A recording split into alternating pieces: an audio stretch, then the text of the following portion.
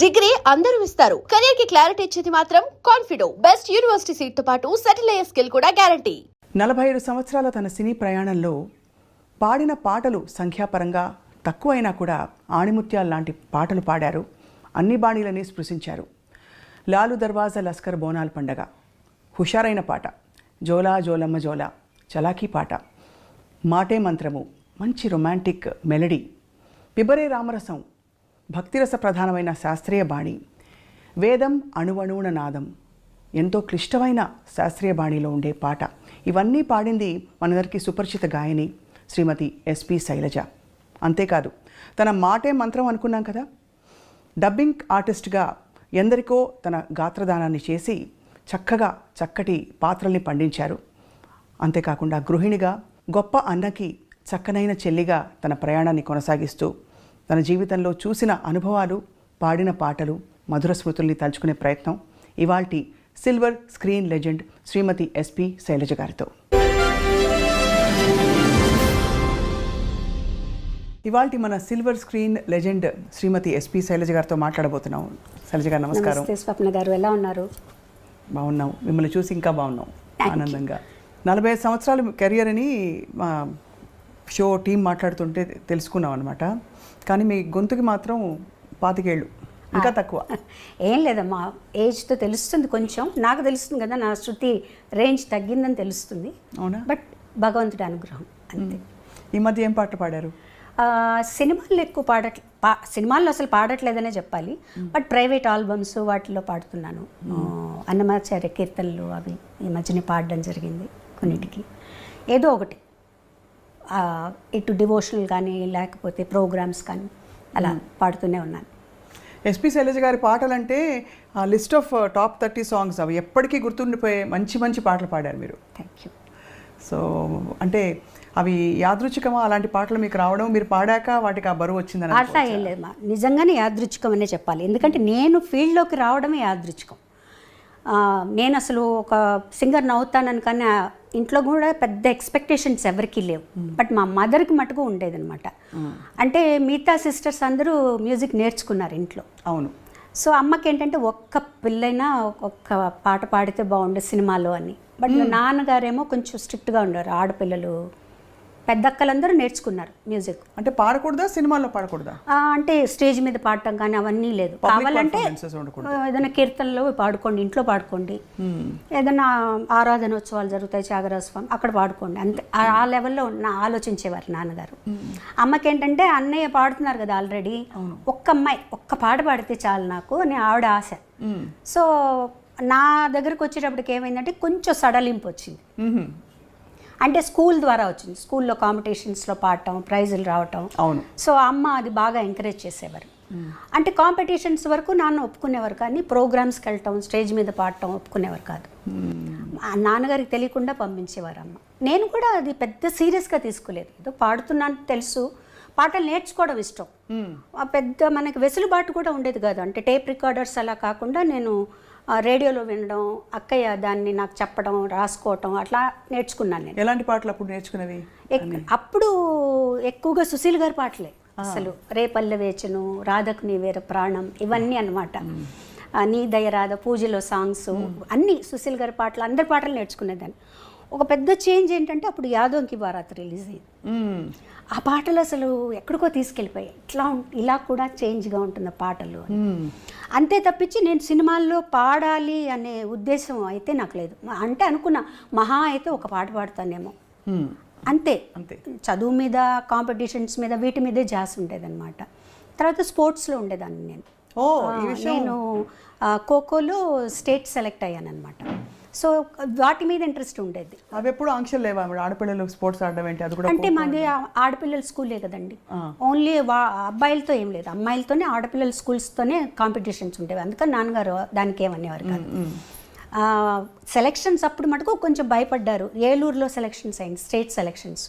అప్పుడు ఎలా పంపించాలి అని టీచర్లు అందరూ వచ్చి, పర్వాలేదు మేము తీసుకెళ్తామని చెప్పి జాగ్రత్తగా తీసుకెళ్లారు. మా కజిన్స్ ఉన్నారు ఏలూరులో, అక్కడే ఉండాలి అని అన్నీ చెప్పి మొత్తానికి సెలెక్ట్ అయ్యాను నేను. ఆంధ్ర నుంచి నేను ఒక్కదాన్ని స్టేట్ సెలెక్షన్లో నెల్లూరు డిస్ట్రిక్ట్ నుంచి నేను సెలెక్ట్ అయ్యాను అనమాట. అంత ఖోఖోకి. సరే అప్పుడు యాక్చువల్గా ఇంకా నేను నేషనల్ సెలక్షన్కి వెళ్ళాలి. సో అదే టైంకి నాకు ఫస్ట్ పాట పాడే ఛాన్స్ వచ్చింది. అది ఆట కాదు పాట అని decide పాట దీంట్లోకి వచ్చాను అనమాట. అట్లా జరిగింది. అది కూడా నేను ఒక్క పాట పాడతానే అనుకున్నా. మళ్ళీ వెనక్కి వచ్చేస్తాను, 9th స్టాండర్డ్ ఫినిష్ చేయాలి, 10th చదవాలి, చదువుకోవాలి అనే ధ్యాస, ఆటల మీద ధ్యాస ఎక్కువ ఉండేది. అలా వచ్చిన దాన్ని ఇక్కడ స్థిరపడిపోయాను. అప్పట్లో మీరు పాడుతున్నప్పుడు అన్నయ్య మీ పాట విని ఎలా స్పందించేవారు? కరెక్ట్ చేసేవారా? నాన్నగారు కరెక్ట్ చేసేవారా మీ పాటని? గమకం ఇలా వనాలమ్మా, లేకపోతే ఇది ఇంకా ఈ శృతిలో ఇలా పాడాలని చెప్పి? కానీ నాన్నగారు పెద్దగా ఏ కరెక్షన్ అంటే అంతగా వినేవారు కాదు. అప్పట్లో ఏదన్నా వస్తే రేడియోలో రావటం, లేదంటే మేము రికార్డ్ చేసుకొని చెన్నై నుంచి నెల్లూరు వెళ్ళి నాన్నగారికి వినిపించడం మేము వెళ్ళినప్పుడు అలాగే జరిగేదన్నమాట. సో అన్నయ్య మటుకు చెప్పేవారు. నేను పాడిన వేరే పాటలు కూడా విని ఎక్కువగా నాకు నా మీద సుశీల్ గారి ఇన్ఫ్లుయెన్స్ ఉండేది విపరీతంగా. ఆ స్పష్టత తెలుస్తుంది పలుకులో, చాలా ఉండేదన్నమాట. సో ఎప్పుడు నన్ను హెచ్చరిస్తూ ఉండేవారు అన్నయ్య, నువ్వు సుశీల్ గారి లాగా పాడావంటే మటుకు ఉండలేవు ఇండస్ట్రీలో. ఎందుకంటే ఆవిడ ఉన్నారు, ఆవిడ పాటలు పాడడానికి ఆవిడ పాటే నువ్వు పాడితే ఇంకెందుకు, నువ్వెందుకు, ఆవిడే ఉన్నారు కదా అని చెప్పేవారు. మొత్తానికి ఏమైందంటే తమిళ్లో పాడేటప్పటికి నా ఒరిజినల్ వాయిస్ నాకు తెలిసింది. వేరే ఏలియన్ లాంగ్వేజ్ అప్పటి వరకు నాకు తెలియదు తమిళ్లో ఎలా పాడాలి, నా ఒరిజినాలిటీ బయటకు వచ్చిందనమాట. సో అప్పుడు లక్కీగా ఏంటంటే ఈ జానపదం టైప్ సాంగ్స్ మనం రావటం వల్ల ఆ ఛాయలు కొంచెం తగ్గాయి. అయినా కంప్లీట్గా పోయాయని నేను చెప్పను. ఆవిడ ఇన్ఫ్లుయెన్స్ నా జన్మాంతరం నా మీద ఉంటుంది. సో అది మటుకు చెప్పేవారు. తర్వాత ఎక్స్ప్రెషన్స్ ఇవ్వాలని చెప్పేవారు.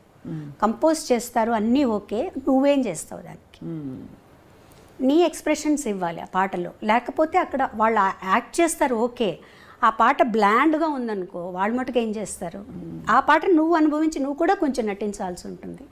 ఈ రకంగా చెప్పి, లేకపోతే మొట్టమొదటి పాటలు వింటే చాలా స్ట్రెయిట్గా బ్లాండ్గా ఉంటాయి పాటలన్నీ. కానీ అప్పట్లో అంత ఇన్సిస్టెన్స్ కూడా తక్కువ ఉండేది కదా. అంటే మనకి ఉదాహరణకి లీల గారి పాటలు, తర్వాత సుశీలమ్మ, జానకమ్మ ఆ జనరేషన్లో కొంచెం ఎక్స్ప్రెషన్ ఎక్కువ వచ్చింది. కానీ అంతకుముందు ఇలాంటి ఎక్స్ప్రెషన్ అయితే లేదు, వేరే విధంగా. ఎందుకంటే అది డ్రామాల నుంచి వచ్చారు కదండి, స్టేజ్ నుంచి వచ్చారు. అవును, వాల్యూమ్ ఎక్కువ.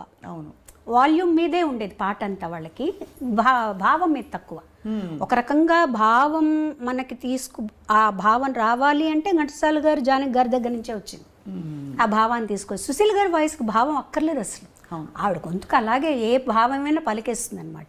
సో వాటి నుంచి నెమ్మదిగా దాటుకుంటూ ఎలా దాటుకోవాలి, మైక్ సెన్స్, మైక్ వాయిస్ని ఎంతలా ఉపయోగించుకోవాలి, మైక్ ముందు ఎలా పాడాలి, స్టేజ్లో మైక్ ముందు ఎలా పాడాలి, ఇవన్నీ వీళ్ళందరినీ చూసి నేర్చుకున్నాను. మీరు పాడే టైంకి కూడా ట్రాక్ సిస్టమ్ ఉండిందా, లేక కొంత నేను వచ్చిన కొత్తలో ట్రాక్స్ లేదండి, ట్రాక్ లేదు, లైవ్. అంటే సింగిల్ టేక్ ఆర్టిస్టులు అందరూ కలిసి వాయించడం అంతే. మళ్ళీ ఒక తప్పు చేస్తే అందరూ వాయించారు. చాలా కష్టం అంటే అది ఆ స్కూల్ అలవాటు అయిపోయిన తర్వాత మిగతా చాలా ఈజీ అనిపిస్తాయి. ట్రాక్ పాడడం ఈజీ అనిపిస్తుంది. ఎందుకంటే అక్కడ చాలా జాగ్రత్తగా ఒక 30 పీస్ ఆర్కెస్ట్రా ఉందనుకోండి, పక్కన కో ఆర్టిస్ట్ ఇంకో చోటుకి వెళ్ళాలనుకోండి, ఇవన్నీ దగ్గర పెట్టుకోవాలి మనం. సో ఆ స్ట్రెస్ కూడా ఉంటుంది. అమ్మో నేను తప్పు చేస్తే అంత ఆగిపోతుంది, అన్నీ మొదటి నుంచి మొదలు పెట్టాలి అని చెప్పి చాలా జాగ్రత్తగా. బట్ మీరు బాగా గమనిస్తే వాటికి ఉండే ఏమంటారు ఆ క్లారిటీ, ఆ పాటల్లో ఉండే క్లారిటీ మీకు ట్రాక్ సిస్టమ్స్ అవన్నీ వచ్చేసాక అంత క్లారిటీ లేదు చూడండి. అవును, అది డెఫినెట్గా ఉంటుంది. తర్వాత పోటీ ఉంటుంది, పాడాలి, ఇంకా ఇంప్రూవ్ చేయాలి, పక్క వాళ్ళు ఏం పాడుతున్నారు, వాళ్ళు ఎలాంటి ఎక్స్ప్రెషన్స్ ఇస్తున్నారు, మనం ఎలాంటివి ఇవ్వాలి అనే పోటీ. మీరు వసంత గారు కలిసి పాడారు కదా అప్పుడు పాట, ఫస్ట్ సాంగ్ అదే. ఫస్ట్ సాంగ్ మీరు కలిసి, యాక్చువల్లీ మీరు హైదరాబాద్ వస్తే మళ్ళీ మిమ్మల్ని తిరిగి కాంపిటీషన్కి వచ్చాను హైదరాబాద్కి, all India some singers competition.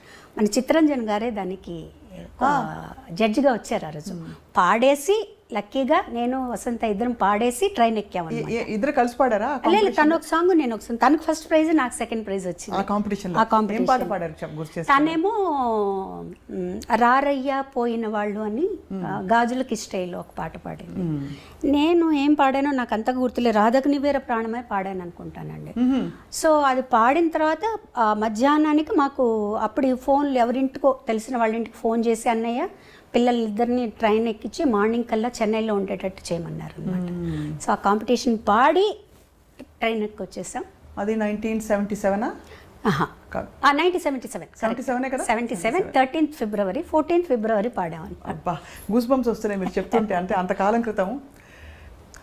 So అప్పుడు లలిత సంగీతం బాగా ప్రాచుర్యంలో ఉంది. అవునండి. విడిగా నేర్చుకోవడం అలా ఉండిందండి?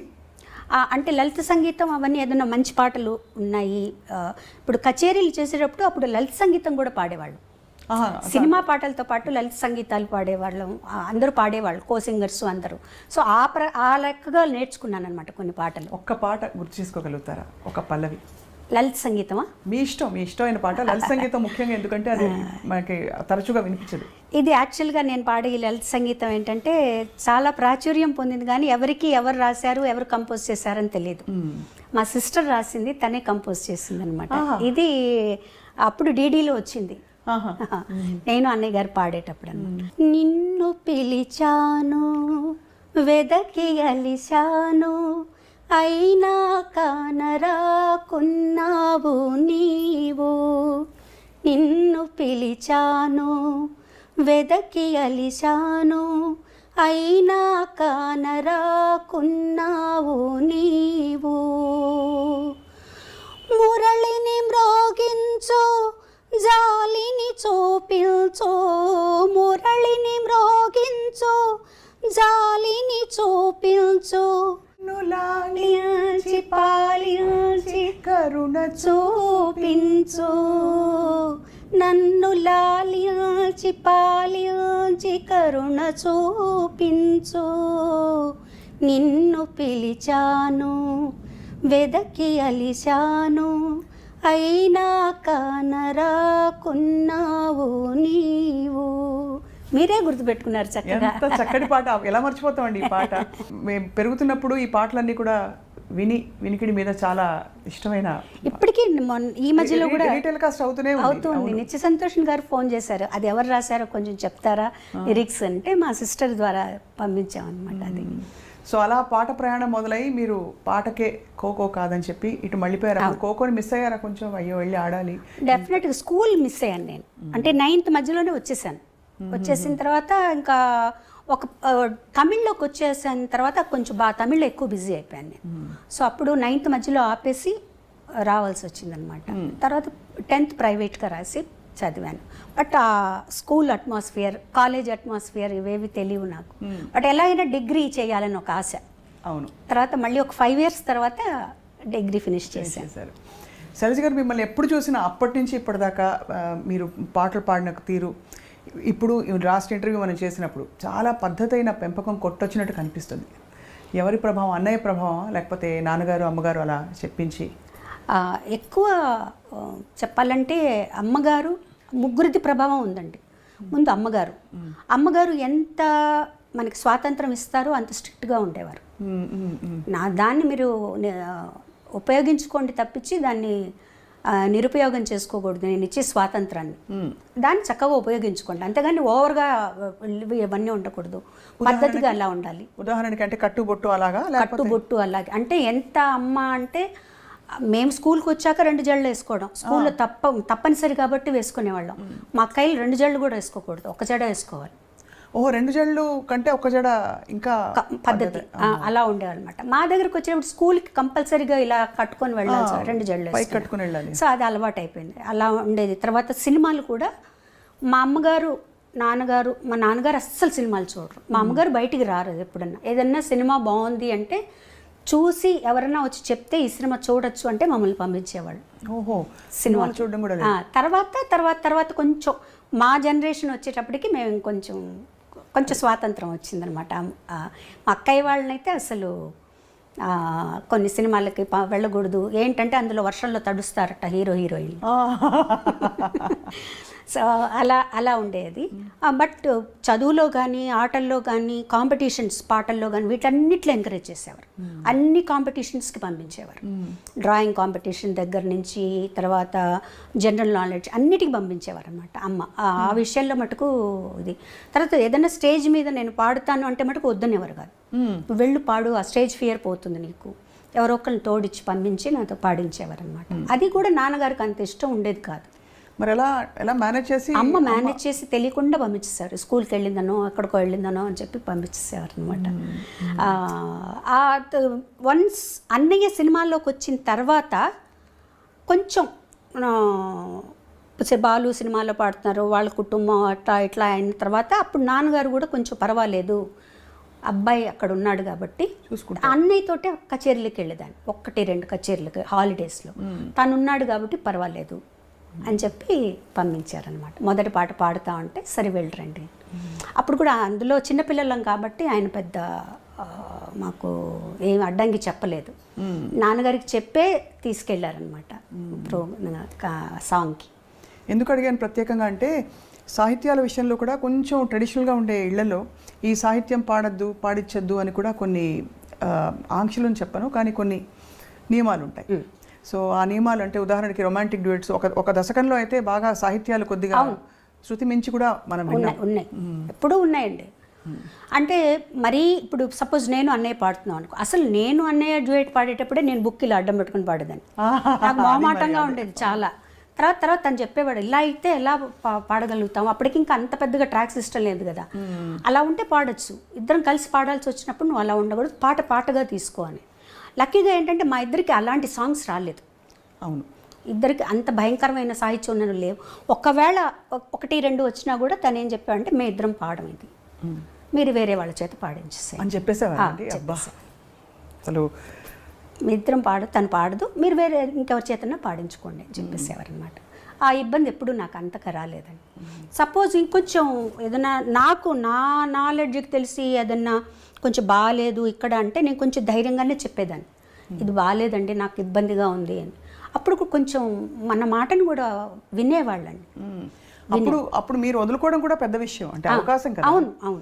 అంటే మీరు దేనికి ప్రాధాన్యత అంటే వస్తున్నాం అప్పుడే కదా, మేము కూడా వస్తున్నాం. ఒక సాంగ్ వదులుకోవడం అంటే అది చాలా పెద్ద విషయం. ఎప్పుడైనా చూపుకుంటుందా ఇప్పుడు తలుచుకుంటే? అంటే మంచి పనే చేశారనిపిస్తుంది.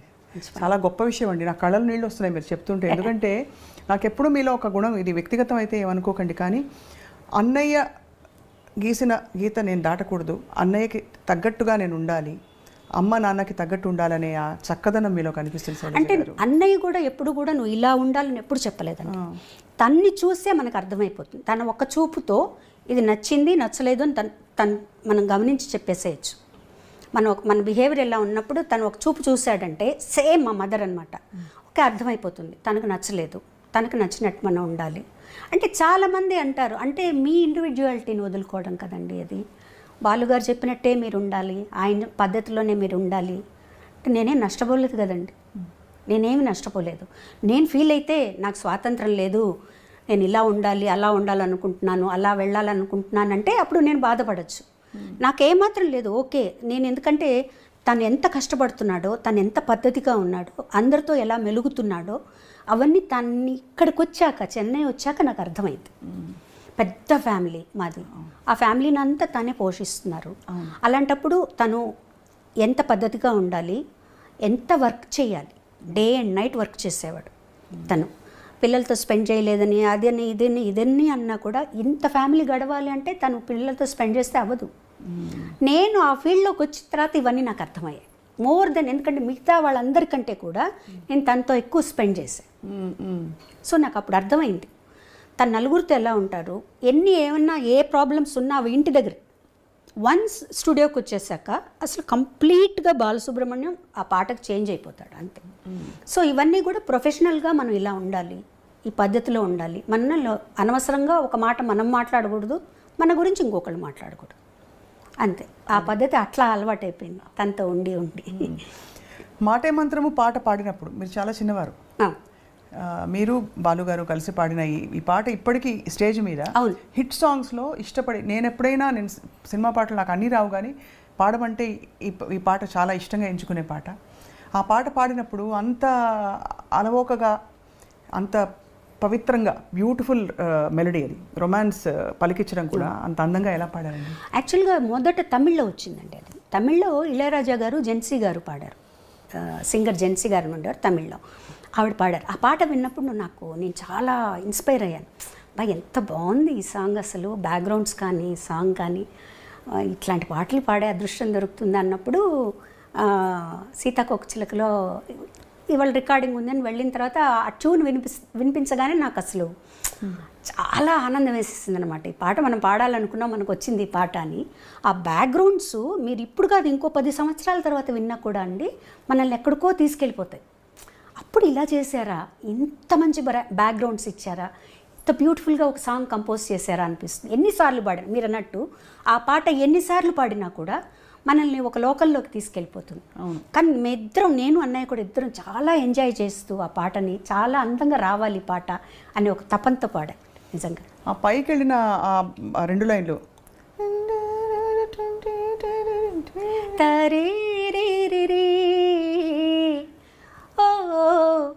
అదొకటి అందమైనది. ఇది ఒకటి థర్డ్ బ్యాక్గ్రౌండ్. ఆ పాటకంతా ఆయువు పట్టు 3వ బ్యాక్గ్రౌండ్ విజయం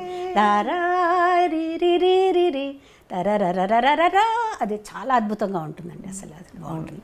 దాని తర్వాత వచ్చే వైలిన్ బిట్టు అది కూడా అద్భుతంగా ఉంటుంది, చాలా బాగుంటుంది. నిజంగా ఎంజాయ్ చేస్తూ పాడాం. అది పెద్ద పీస్ ఆర్కెస్ట్రా, మళ్ళీ లైవ్లో చేసి అంతా లైవ్ బాబోయ్. అసలు మళ్ళీ మీరు చూడండి, నాకు అంటే అంత లైవ్తో పాడడం, పక్కన అందులో ఒక దిగ్గజం. అవును, ఎస్పి బాలు గారు. ఎంత అన్నయ్య అయితే కూడా బాలు అదే బాలుగారి కంటే కూడా అన్నయ్యగానే భయం ఎక్కువ అనమాట. ఎందుకంటే తను ఎలా పాడతాడు, తన క్యాలిబర్ ఏంటో అన్నీ తెలుసు నాకు కదా. పాటని ఇలా నేర్చుకొని పాడేస్తాడు తను. సో కనీసం మనం 50% పాడాలి తనకి మ్యాచ్ అవ్వాలంటే అనమాట. సో ఆ పాట తనతో పాడడం అనేది చాలా చాలా చాలా అదృష్టం అని చెప్పాలంటే నిజంగా. సో తర్వాత మీరు కూచిపూడి ఆర్ట్స్ అకాడమీలో వసంత గారు మాత్రమే నేర్చుకున్నారా, మీరు డాన్స్? వసంత గారు మట్టుగా నేర్చుకున్నారండి. నేను భరతనాట్యం నేర్చుకున్నాను. మీరు భరతనాట్యం నేర్చుకున్నారు. అది కూడా ఎలా అయిందంటే, నేను భరతనాట్యం నేర్చుకోలేదు. పాప పల్లవి నేర్చుకునేది భరతనాట్యం ఇంట్లో. మాస్టర్ ఇంటికి వచ్చేవారు. నేను మధ్యాహ్నం రికార్డింగ్ బ్రేక్ అయ్యి భోజనానికి వచ్చినప్పుడు ఆయన కూర్చొని ఉండేవారు. ఆ పాప ఒకరోజు తలనొప్పని, ఒకరోజు కాలు నొప్పని ఏదో ఒకటి చెప్పేది. వాళ్ళ స్కూల్లో టైర్డ్గా ఉందనో, ఆదివారం ఇవన్నో. అప్పుడు పాప ఆయన చూస్తే జాలేసి, నాకు ఊరికే చెప్పండి సార్, మీరు ఊరికే కూర్చోన్నారు కదా, నాకు చెప్పండి అని. అలా అలా అలా నేను నేర్చుకుని ఆయన అనేతో చెప్పారు. ఆవిడ నా చేత అరంగేట్రం అంతవరకు వస్తుందని కూడా నాకు తెలియదు అసలు. తర్వాత ఇంట్లోకి ఎవరు ఎక్స్పెక్ట్ చేయాలి అరంగేట్రం చేసే లెవెల్కి డాన్స్ చేస్తామని. తర్వాత అరంగేట్రం చేయిద్దామండి అన్నారు. అంటే అన్నయ్య అన్నారు, నాకు తెలిసి తను ఎలా చేస్తుందో నాకు తెలియదండి, అంటే ముందు గజ్జె పూజ చేస్తారు కదా, అది చేద్దాము అని చిదంబరంలో టెంపుల్లో చేసాం గజ్జె పూజ. అప్పుడు అన్నయ్యకి కాన్ఫిడెన్స్ వచ్చింది. ఆ తర్వాత అరంగేట్రం ఏమన్నారు అప్పుడు చూసి మీ డాన్స్? చాలా నేను ఎక్స్పెక్ట్ చేయలేదు అసలు నువ్వు డాన్స్ చేస్తావని. ఇలా ఎవరికీ తెలియదు ఇంట్లో. ఊరికే ఆయన చెప్పేవి నేర్చుకునేవాళ్ళు, నా పాడికి నేను చేసుకుంటూ ఉండేదాన్ని. అది అయిన తర్వాత నేను 2-3 ప్రోగ్రామ్స్ కూడా చేశాను. ICF ఇంటర్గల్ కోచ్ ఫ్యాక్టరీ వాళ్ళకి, తర్వాత కళాసాగర్ వాళ్ళకి చేశాను. కాకపోతే ఏంటంటే డాన్సు, పాట డాన్సు 2 ఎంచుకోవాలంటే ఒకటే ఎంచుకోవాలంటే బాగా స్టామినా కావాలి డాన్స్కి. తర్వాత స్వెట్ విపరీతంగా పోతుంది మీకు. అవును, గొంతు బాగా కొంచెం దెబ్బతింటుందని నేను చెప్పను, మనకు సహకరించదు. అది బాలమురళి గారు, చిట్టిబాబు గారు ఇద్దరు చెప్పారు నాకు. అంటే పాట వదులుకుని డాన్స్ చేయొద్దు అలా చెప్పారా డైరెక్ట్? అంటే నువ్వు ఆలోచించుకో, నువ్వు డాన్స్ చేస్తూ ఉన్నావంటే పాడలేవు. అంటే నేను అనుకున్నాను అనమాట, నాకు పాట మించి వేరే ఏమీ లేదు కదా. కానీ నేను ఆ పాపం మా మాస్టర్ గారు అయితే ఇంత నేర్చుకొని 2 ప్రోగ్రాంలు చేసి వదిలిపెట్టకమ్మా అని కూడా అన్నారు. లేదు సార్, నాకు పాటే ముఖ్యం, నేను పాట మీద ఉంటాను. లైక్ అంటే ప్రతిదానికి ఒక కారణం ఉంటుందండి, కారణం లేకుండా ఏది ఉండదు. ఆ నేర్చుకోవడం అనేది నాకు సాగర సంగమానికి ఉపయోగపడింది. ఆ డాన్స్ అరంగేట్రం చూసే విశ్వనాథ్ గారు అది మరొక అంటే మలుపు అని చెప్పొచ్చు. బికాజ్ చాలా చాలా పెద్ద మలుపు. మీరు నటనలోకి రావడం, అఫ్కోర్స్ ఒకే సినిమాలో వేశారు కానీ గుర్తుండిపోయే పాత్ర. అప్పుడు విశ్వనాథ్ గారు చూసి అడిగినప్పుడు మళ్ళీ ఆలోచించారా, ఇది మళ్ళీ నేను యాక్టింగ్ ఫీల్డ్? ఆలోచించడం క్వశ్చనే లేదండి, నేను చెయ్యను అని చెప్పేసాను. ఓకే. ముందు విశ్వనాథ్ గారు అడిగారు, ఏడుది నాగేశ్వరరావు గారు ఆయన అడిగారు, అందరూ అడిగారు. అన్నయ్య చేతి చెప్పించారు, మా వదిన గారి చేతి చెప్పించారు, విశ్వనాథ్ గారు మిస్సెస్ చేతి చెప్పించారు. నేను చెయ్యను అని చెప్పాను. ఎంత స్పష్టత అలా ఎలా వచ్చేసింది? అన్నయ్య కూడా వద్దని అనలేదు కదా? ఎవరు వద్దలేదు. అన్నయ్య కూడా నువ్వు చేస్తే బాగుంటుందని చెప్పారు, అందరూ చెప్పారు. అందులో విశ్వనాథ్ గారి సినిమా తన దగ్గరుండి చూసుకుంటారు, నీకు భయం లేదని. నాకు వద్దు, నేను కంఫర్టబుల్ కాదు, నాకు వద్దు, నేను చేయను అని చెప్పేసాను. నేను పాటలే పాడుకుంటాను. విశ్వనాథ్ గారు తెలివిగా ఏం చేశారంటే, మా నాన్నగారి దగ్గరికి వెళ్ళి మా నాన్నగారి దగ్గర ఒప్పించారు. బాబాయ్ నేను మంచి క్యారెక్టర్ దాని చేత చేయిస్తాను, ఎటువంటి చెడ్డ పేరు రాదు అవన్నీ చెప్తే ఇంకా నాన్నగారు నన్ను పిలిచి అన్నయ్య అంతలా ఆడుతున్నారమ్మా నువ్వు చేయొచ్చు కానీ రిలక్టెంట్గానే ఒప్పుకున్నానండి ఆ క్యారెక్టర్ నిజంగా. అంటే సరిపోయింది, నేను ఇష్టం లేకుండా చేయబట్టి ఆ క్యారెక్టర్ కరెక్ట్గా సరిపోయినట్టే అనిపిస్తుంది నాకు. నాకు యాక్టింగు అంత కష్టం అనిపించలేదు, ఎందుకంటే ప్రతిదీ విశ్వనాథ్ గారు కరెక్ట్గా యాక్ట్ చేసి ఇలా చెయ్యాలి, చిన్న చిన్న మూమెంట్స్ జుట్టు ఇలా వెనక్కి వేసుకోవడం దగ్గర నుంచి ఆయన చేసి చూపించేవారు. మా నాన్నగారి మీద నాకెంతో గౌరవం ఉంది, భక్తి ఉంది. ఇప్పుడు తప్పులు తెలుసుకుని నేను ఆయన మర్చిపోలేను. అందుకే చెప్తున్నాను, నువ్వు నాతో వస్తావో ఇక్కడే ఉంటావో ఆలోచించు. శైలు, నువ్వు ఇంకా చిన్న పిల్లవే అనుకున్నాను. చాలా ఎదిగిపోయావమ్మా.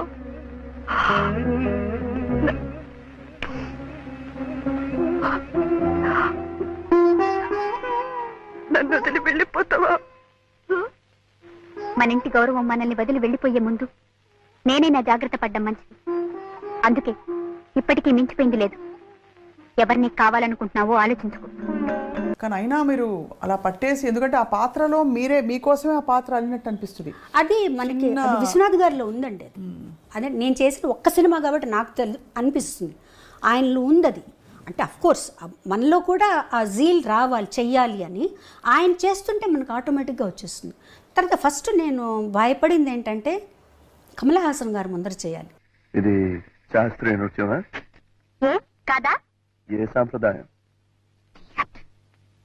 ఎన్ని సాంప్రదాయాలు ఉన్నాయో కూడా తెలుసా నీకు? దీన్ని భరతనాట్యం అంటారు.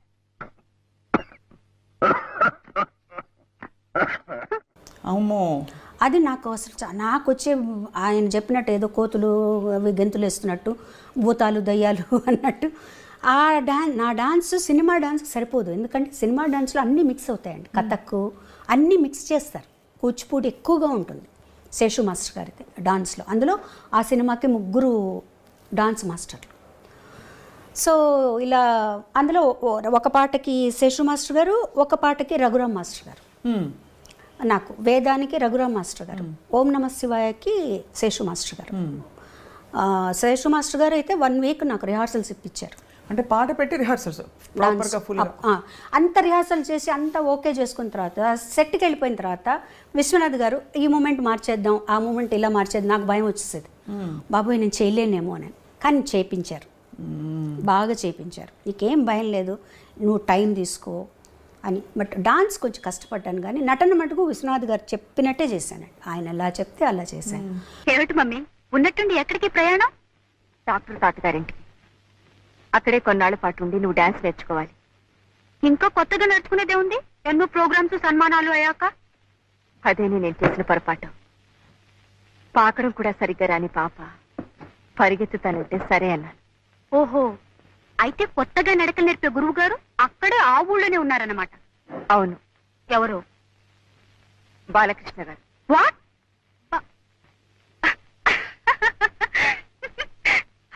Are you joking? నీతో వేళపడలేమిటి? కానీ టైం అయింది. నో, నన్ను గురించి అంత చండాలంగా రాసిన తర్వాత నేను వాడి దగ్గర శైలు, బాలకృష్ణ గారు నీకు గురువు గారు, ఆయన గారి దగ్గర నేనే నేర్చుకుంటాను. కానీ ఇప్పుడు వెనక్కి తిరిగి ఆలోచించుకుంటే అండి, నేను కానీ ఆ సినిమా వద్దు అనుకొని ఉంటే ఎంత మంచి పాటలను పోగొట్టుకొని ఉండేదాన్ని. అయ్యో కదా, ఎందుకంటే ఆ సినిమాలో నేను యాక్ట్ చేస్తాను అని చెప్పిన తర్వాత అన్నయ్య గారు విశ్వనాథ్ గారికి ఇళయరాజు గారికి చెప్పారు, ఇందులో శైలజకి పాటలు ఉంటే అవి శైలజ పాడుతుంది అని చెప్పారనమాట. అప్పటికి నేను ఒప్పుకోలేదు. పూజ కార్యక్రమం అయిపోయింది, జానకి గారు ఓం నమ శివాయ పాడేశారు. అది ఒక అదృష్టం. అదొక అదృష్టం. అండ్ అది లాజికల్ కూడా వేరే వాళ్ళు పాడతారు, వేరే వాళ్ళే పాడతారు డాన్స్ కాబట్టి లాజికల్గా కూడా పాడు.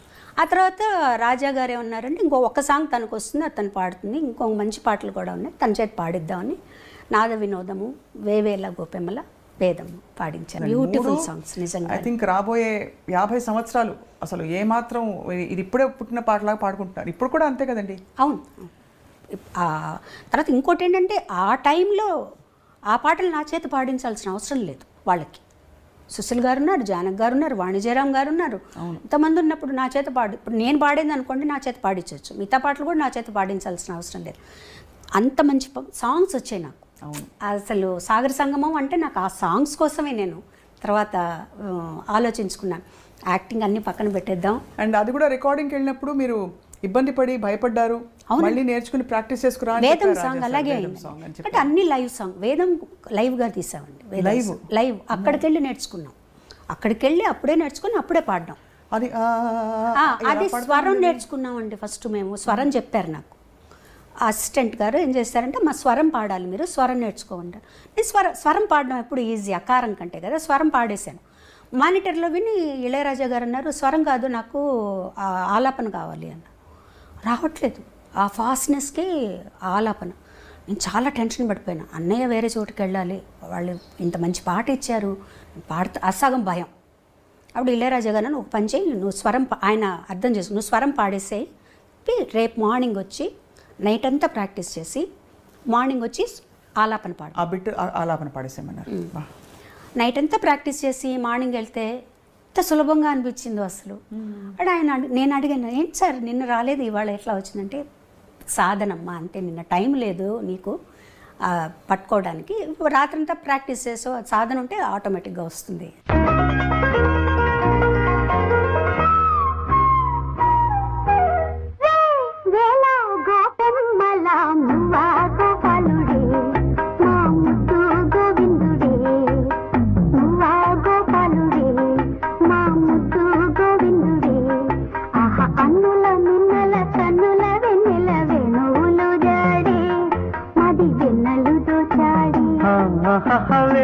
వేల గోపెమ్మల మువ్వ గోపాలుడే మా ముద్దు గోవిందుడే అని చెప్పారనమాట. సో అదొక మంచి ఎక్స్పీరియన్స్ నాకు. ఆ పాట రూమ్లోకి వెళ్ళి తలుపేసుకొని ఇంకా అదే పని నాకు. ఎంత హై పిచ్ అండి వేవేల గోపమ్మల, అది కూడా రెండు చాలా హై పిచ్. ఆ హమ్మింగ్ తీసుకోవడం ఒకటి, అదే పాటకు మళ్ళీ యాక్ట్ చేయడం కూడా అంతే ఫాస్ట్లో వస్తుంది అమ్మాయి. ఆ హమ్మింగ్ పాడుకుంటూ వస్తుంది. అవును, అది ఒక టెన్షన్ నాకు డాన్స్లో ఆ పాటకి. అది మీరు యాక్ట్ చేస్తున్నప్పుడు ఎంత యాక్టింగ్ మీద ఆ షాట్ మీద దృష్టి ఉన్నా నా పాట వినిపిస్తోంది అనే ఒక మధ్య మధ్యలో ఇక్కడ ఎక్కడన్నా ఏమన్నా తప్పులు పాడనా సింగర్కి తప్పదుగా, ఎప్పుడు తప్పకుండా ఉంటుంది. ఎన్ని పాడినా ఎంత చేసినా మళ్ళీ అక్కడ ఆ టెన్షన్ ఉంటుంది మనకి. కానీ ఇట్స్ ఒక గ్రేట్ ఎక్స్పీరియన్స్ అండి నిజంగా. సాగర సంగమం అనేది నాకు ఒక చిరునామా నిజంగా. ఇప్పుడు వెనక్కి తిరిగి చూసుకుంటే ఒక చిరునామా.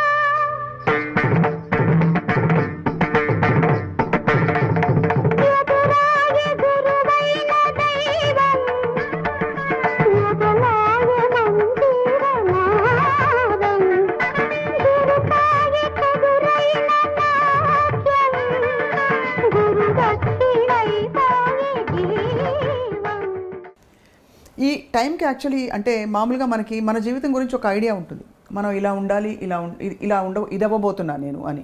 ఆ పాటకి మీకు మైండ్లో బాగా సెట్ అయిపోయి ఉంటుంది, అంటే మీరు సింగర్ అయిపోయారని. అప్పటికే చాలా పాటలు పాడారు, but singing is my life and my career అని ఆ క్షణం ఏ క్షణంలో మీకు అర్థమైంది?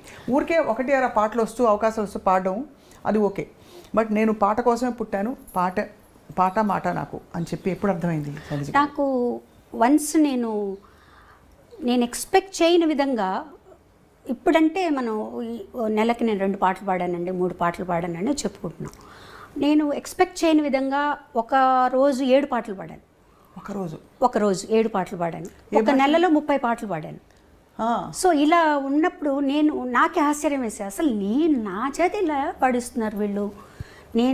అంటే నాకెప్పుడు నా మీద నాకు ఒక తక్కువ అభిప్రాయం ఇప్పుడు ఉంది, ఎప్పుడు ఉంటుంది అది. అంటే ఒక సింగర్కి ఉండవలసిన లక్షణాల కంటే కూడా ఎక్కువ అభిమానం వచ్చేసిందేమో నా మీద జనాలకి అనే, ఇది నా క్యాలిబర్ ఇంతేనేమో.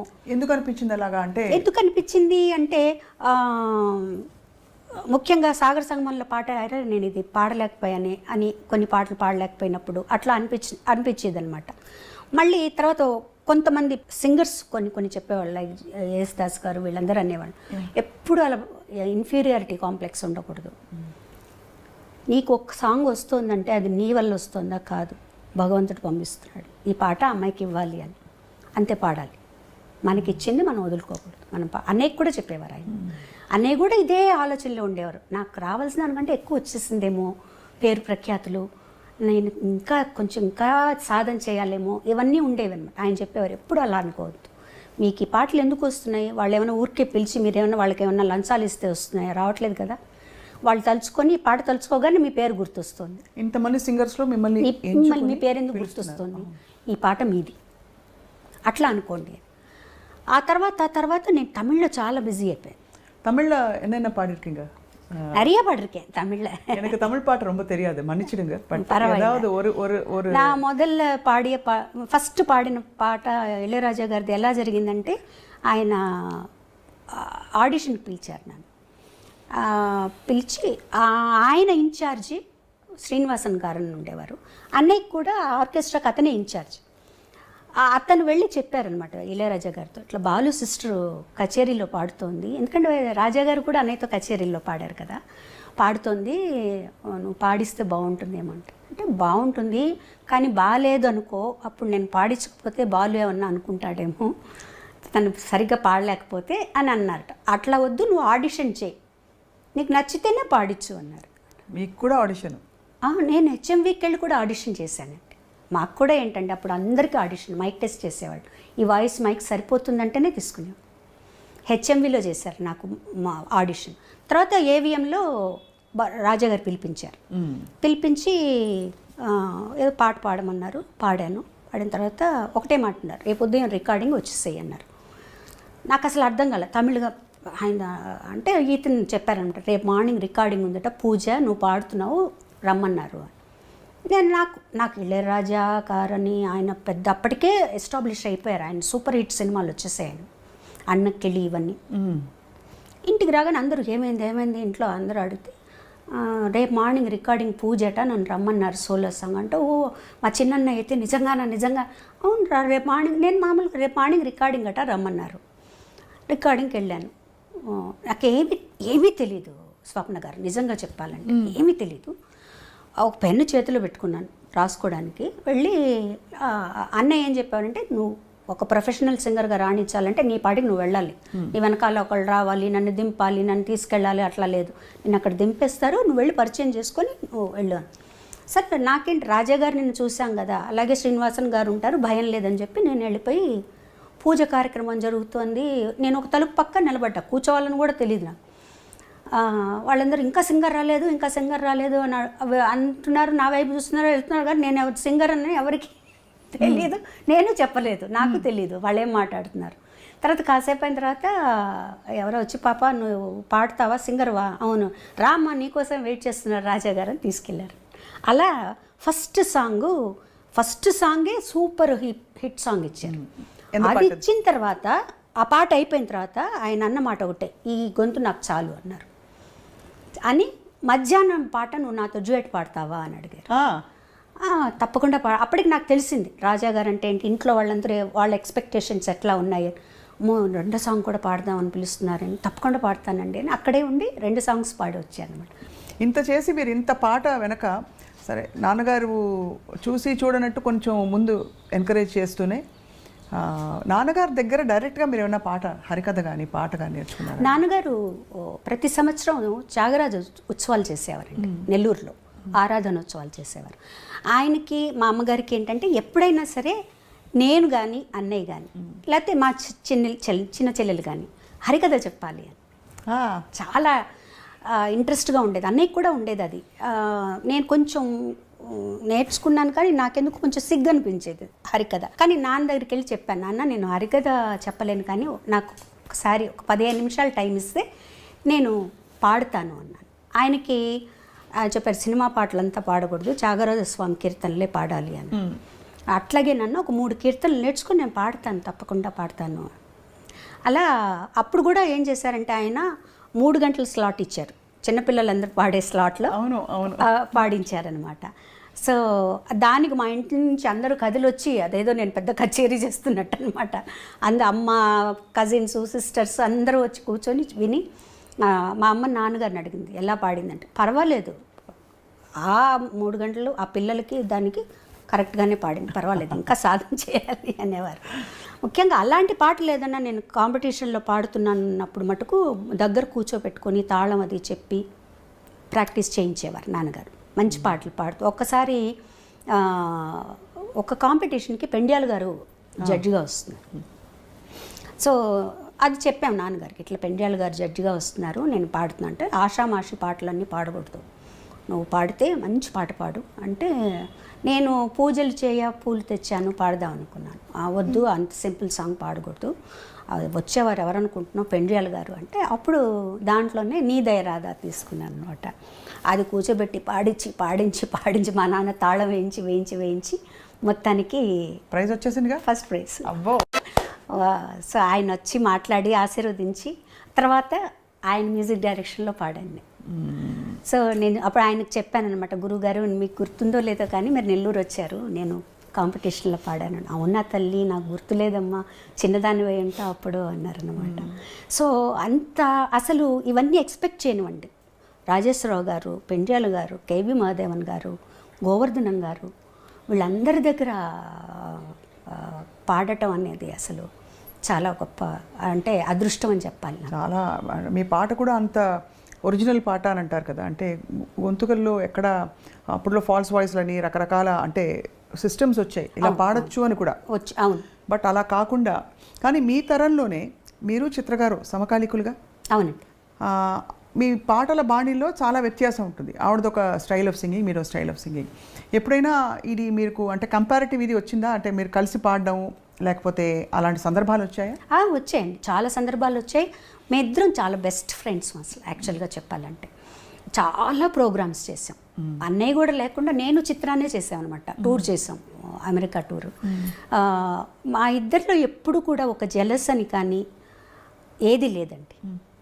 ఒక్కసారి నేను పాడిన పాట మళ్ళీ తన చేత పాడించేవారు. తను నాకు ఫోన్ చేసేది, శైలా ఇట్లా నువ్వు పాడిన పాట నన్ను పాడమని అడుగుతున్నారు అంటే మీ వాయిస్ తీసి పాడించే. నేను ఆల్రెడీ రికార్డ్ చేసేసింది. ఎందుకు అలా జరుగుతుంది? అందులో మీరు అంటే ఇది సున్నితమైన ప్రశ్న, కానీ మీ పాట అంత బాగుంది ఒకటి. రెండోది మీరు ఎస్పి బాలు గారి సోదరి. అట్లా కాదండి, ఇక్కడ అలా ఉండదు. ఆ టైంలో ఎవరు హైలైట్గా ఉన్నారు దాన్ని బట్టి ఉంటుంది. అంటే ఎక్కువ ప్రామినెన్స్ ఎవరికి ఉంది అప్పుడు అట్లా కూడా చూస్తారు. మా సినిమాలో చిత్రగారు పాడితే బాగుంటుందండి, మ్యూజిక్ డైరెక్టర్ నన్ను పిలిపి పాడిపించారనుకోండి, లేదంటే ఆ పాట చిత్రగారి చేత పాడిస్తామని. అట్లా తను పాడిన పాటలు కూడా నేను పాడినవి ఉన్నాయి. ఓ మచ్చుకు ఒక పాట అంటే మెన్షన్ చేయడానికి, స్వప్న వేణువేదో సంగీత్, అది ఒరిజినల్ నేను పాడాను. తర్వాత చిత్రగారు మిక్స్ చేశారు. అలాగే చిత్రగారు పాడింది నాకు పాట గుర్తులేదు. ఏదన్నా ఉంటే మేము ఇద్దరం ఫోన్ చేసుకుంటాం, ఇట్లా పాడమంటున్నారు, నేను పాడిన శైలాన్ని తను నన్ను అడుగుతుంది, నేను తను అడుగుతాను అనమాట. ఎందుకంటే మా మధ్య ఏ గొడవలు రాకూడదు రేపు ఫ్యూచర్లో. సో మాకు అలాంటివి అసలు ఏమీ లేవు, ఇద్దరు చాలా హ్యాపీగా ఉంటాం. తర్వాత ఇంకొకటి కూడా అండి, ఎవరి టాలెంట్ వాళ్ళది, ఎవరికి ఎంత ఇవ్వాలో భగవంతుడికి తెలుసు. ఏది ఇవ్వాలో, ఎప్పుడు ఇవ్వాలో, ఎంతవరకు ఇవ్వాలో, ఏది మంచిదో అది భగవంతుడికి తెలుసు. దాన్ని మించి మనం ఏది ఆశించకూడదు. మనకి ఏది వస్తే అదే సంతోషం కదా. ఇప్పుడు నాకు ఒక టాలెంట్ నాకు ఉండొచ్చు, దాన్ని మించి తనకు ఒకటి ఉండొచ్చు, దాన్ని మించి నాకు ఇంకొకటి ఉండొచ్చు. సో ఇలా నేను ఏదనుకున్నా కూడా భగవంతుడు నేను ఎంతవరకు హ్యాపీగా ఉండాలి, నేను ఎంతవరకు, ముఖ్యంగా మనలో జలస్ అనేది ఉండకూడదండి. అది ఎప్పుడు మనల్ని ముందుకు రానిదు, ఆనందంగా ఉంచదు. ఫస్ట్ మన్ని లోపల తినేస్తుంది అది. 24 గంటలు దాని మీదే ఆలోచిస్తుంటాం.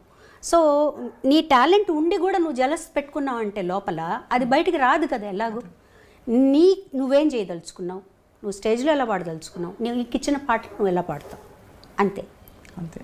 ఇద్దరం కలిసి ఒక పాట పాడేటప్పుడు కూడా పోటాపోటీగా ఉన్నప్పుడు పాడేవాళ్ళం, అలాగే నవ్వుకుంటూ సరదాగా నవ్వుకుంటూ పాడేవాళ్ళం, అంతే. తప్పించి మా ఇద్దరి మధ్యనే కాదు, నాకు ఏ సింగర్స్తోనూ ఎప్పుడు ఎలాంటి ప్రాబ్లం రాలేదు, ఏ సింగర్స్తోనూ రాలేదు. మీరు అందులో ఒక విధంగా చూస్తే మీకు అడ్వాంటేజ్ ఒక విధంగా చూస్తే డిసడ్వాంటేజ్ అని చెప్పను ఎప్పుడు, కానీ అడ్వాంటేజ్ ఒక ఒక ఒక ఫ్రేమ్ వర్క్ కూడా ఒక మీరు బాలుగారి చెల్లెలు అవ్వడం వల్ల అందరూ మన ఇంటి అమ్మాయి మన అమ్మాయిని చూసుకోవడం ఒక విధమైన ఇది ఉంటుంది. ఇంకో విధంగా చూస్తే గబుక్కుమని మీరు చొరవ తీసుకుని వెళ్ళలేరు కెరియర్ కోసం. ఇంకోటి కూడా ఏంటంటే ఎక్స్పెక్టేషన్స్ కూడా ఎక్కువ ఉంటాయి. బాలుగారితో కంపేర్ చేస్తూ బాలుగారు లాగా పాడుతుంది, తను ఇలా ఇంత లెవెల్కి పాడుతుంది అనే ఎక్స్పెక్టేషన్స్ ఉన్నాయి. లక్కీగా ఏంటంటే నేను ఆడపిల్లని అయిపోయాను. ఇదే చరణ్కి అయితే చాలా ఇబ్బంది, చాలా ఎక్స్పెక్టేషన్స్ ఉంటాయి చరణ్ మీద. చాలా ప్రెషర్ అండి, చాలా ప్రెషర్. నేను చరణ్ అనే కాదండి, ఒక క్యాలిబర్ సంపాదించుకొని ఒక సినిమా యాక్టర్లను కానీ ఎవరైనా సరే వాళ్ళ పిల్లలందరికీ ఉంటుంది, కంపారిజన్ ఉంటుంది. 24 గంటలు వాళ్ళకి తర్వాతేనండి వీళ్ళు అంటారు, కానీ వీళ్ళెంత కష్టపడుతున్నారో. ఎవరైనా కష్టపడితేనే ఆ లెవెల్కి వస్తారు, అది రాదు, అది ఆలోచించరు, కంపేర్ చేసేసి బాలేదు అనేస్తారనమాట. అది లక్కీగా నేను ఆ అమ్మాయిని అయ్యేటప్పటికి నాకు అది తగ్గిందనే చెప్పాలి. చరణ్ మీద చాలా ప్రెషర్ ఉంది, చాలా ప్రెషర్. ఎప్పుడు మీరు గమనించేవారా, చరణ్ చెప్పేవారా మీతో? నేను గమనించేదాన్ని, నాకు తెలుస్తుంటుంది కదా అది ఇది, అదే చెప్పేది, ఏం పర్వాలేనా నీ స్టైల్లో నువ్వు పాడు, నువ్వు వెళ్ళిపోతూ. కానీ లేత బాలుగారి గొంతు అక్కడక్కడ రాకుండా ఎలా పోతుంది? ఉంటుంది అసలు అప్పట్లో బాలుగారి గొంతులాగే ఉంటుంది చరణ్ గారి లాగే ఉంటుంది. కానీ అసలు మీది అంటే ఒక బ్యూటిఫుల్ జర్నీ, మీ పాటల జర్నీ. ఇందులో మీ ఫోకిష్ కైండ్ ఆఫ్ పాటలు, నాంపల్లి స్టేషన్ కాడి మొదలుకొని ఇవన్నీ ఇంకొక కోణం. అవును, అది చాలా తమాషా అని చెప్పచ్చండి. ఒక ఒక ఒక 1 yearలో కొంచెం తక్కువ సాంగ్స్ పాడి ఒక గ్యాప్ వచ్చేటప్పటికి ఇలాంటి పాట ఒకటి పడేది. సో దాంతో రివైవ్ అయ్యేది. మళ్ళీ కొన్ని రోజులు అయిన తర్వాత ఒక నాంపల్లి స్టేషన్ కాడి, తర్వాత ఒక లాలు దర్వాజా, ఇట్లా వచ్చి మళ్ళీ ఒక రివైవ్ అవుతూ వచ్చేదన్నమాట పాటలు. అసలు నాంపల్లి స్టేషన్ కాడ అయితే పాట విన్నప్పుడు చాలా ఈజీగా ఉంది ఈ పాట, అసలు అంతా ఒకేలాగా ఉంటుంది కదా మనకు. చక్రవర్తి గారు కూడా అంతా ఒకేలాగా ఉంటుందమ్మా, నేను కూడా ఉండాల్సిన అవసరం లేదు, నువ్వు పాడేసేసేయి అనుకున్నాం. మేము అంత హిట్ అవుతుందని ఎక్స్పెక్ట్ చేయలేదండి అసలు. ఆ పాట దానికి అవార్డు వస్తుందని కానీ, అంత హిట్ అవుతుందని కానీ మేము అసలు ఎక్స్పెక్ట్ చేయలేదు. చాలా సరదాగా పాడేసాను పాట. ఒక 1/2 hour 1 hourలో అయిపోయింది పాట, అంతా అయిపోయింది, వచ్చేసాం అనమాట. దానికి వచ్చిన రెస్పాన్స్ చూసిన తర్వాత నాకు చాలా ఆశ్చర్యం వేసింది. ప్రతి వాళ్ళు వాళ్ళ దానికి కోరిలేట్ చేసుకున్నారు. ముఖ్యంగా ఈ పనిచేసేవాళ్ళు, కూలీలు, వాళ్ళందరూ కూడా తెలంగాణలో ఆ పాటని వాళ్ళకి వాళ్ళు అన్వయించుకొని చాలా మా అక్క అప్పుడు హైదరాబాద్లో ఉండేదన్నమాట. వాళ్ళ ఇంటి ఎదురుగుండా ఇల్లు కడుతున్నట్టు కూలీలందరూ. ఆ పాట వింటూ ఈ పోరి ఎంత బాగా పాడింది ఈ పాట, మన బాధలన్నీ చెప్పింది ఇందులో అనేవాళ్ళట వాళ్ళు. నాకు ఫోన్ చేసి చెప్పేదన్నమాట, ఇలా చెప్తున్నారు అని. తర్వాత నేను చక్రవర్తి గారు కూడా కలిసినప్పుడు అనుకునేవాళ్ళు, అన్నయ్య ఈ పాట ఇంత హిట్ అవుతుంది మనం అనుకోలేదు కదా అంటే, చెప్పలేమమ్మా జనాల పల్స్ అది, దాన్ని ఆ టైము అది రిలీజ్ అయ్యేది దాన్ని ఉంటాయి చెప్పారు. అలా చక్రవర్తి గారు కూడా నన్ను చాలా ఎంకరేజ్ చేశారు. ప్రతి సినిమాలో ఒక పాట పాడించారు, చాలా ఎంకరేజ్ చేశారు. తిందామంటే తిండి లేదు, ఏదండి ఉందామంటే ఊరు లేదు, అదా, తిందామంటే తిండే లేదు, ఉందామంటే ఇల్లే లేదు, తిందామంటే తిండే లేదు, ఉందామంటే ఇల్లే లేదు, చేద్దామంటే కొలువు లేదు, పోదామంటే నెలవు లేదు, నాంపల్లి స్టేషన్ కాడి రాజాలింగు రాజాలింగ, రామరాజ్యం తీరు సూడు శివ శంభులింగ, లింగ రామరాజ్యం తీరు సూడు శివ శంభులింగ. అది మన మాదాల రంగారావు గారు అబ్బాయి యాక్ట్ చేశారు దాన్ని. అవును, మాదాల రవి గారు అవును యాక్ట్ చేశారు. తర్వాత టి కృష్ణ గారు కూడా అండి, చాలా మేమిద్దరం చాలా ఫ్రెండ్స్లా ఉండేవారు యాక్చువల్గా. చాలా విషయాలు మాట్లాడుకునేవాడు, ఎంత ఏజ్ గ్యాప్ ఉన్నా ఆయన చాలా విషయాలు చెప్పేవారు నాతో. ఆయన ప్రతి సినిమాలో ఒక పాట పాడించేవారు, ఎన్నో విషయాలు మాట్లాడుకునేవాళ్ళం, పాటల గురించి, తర్వాత ఈ రెవల్యూషనరీ సాంగ్స్ గురించి, అవి ఎలా పాడాలి, ఎవరెవరు పాడుతున్నారు, ఇవన్నీ చాలా చెప్పేవారు ఆయన. చాలా మంచి ఒక ఫ్రెండ్షిప్ ఉండేది మా ఇద్దరికి అన్నమాట. వారు లేకపోవడం అనేది చాలా చాలా చాలా బాధేస్తుంది నాకు. వాళ్ళు వెళ్ళిపోయిన అసలు మాటల్లో ఏం చెప్తామండి అంటే నిజం అనుబంధం ఉన్నప్పుడు. కానీ మీకు పాటతో పరిచయం అయింది ఫస్ట్ మొట్టమొదటి నాన్నగారి ద్వారా. నాన్నగారు అంటే ఇది జంకుతో అడుగుతున్నాను, నాన్నగారు వెళ్ళిపోయినప్పుడు మీకు చాలా పెద్ద మాటల్లో చెప్పలేనంత బాధ, ఆ తర్వాత ఆ జ్ఞాపకాలు, అది ఎలా కోపోయారు ఆ టైంలో? నాన్నగారితో నేను ఎక్కువ స్పెండ్ చేయలేదని చెప్పాలండి. ఎందుకంటే నేను 2nd, 3rd 4th చెన్నైలో అన్నయ్య దగ్గర చదివాను. 5th నుంచి 9th వరకు నెల్లూరులో చదివాను. ఈ 2nd ముందర పెద్ద ఊహ మనకి ఏం జరిగింది అనేది గుర్తుండేది కాదు. ఈ 5 6 years నాన్నగారి దగ్గర ఉన్నాను నేను.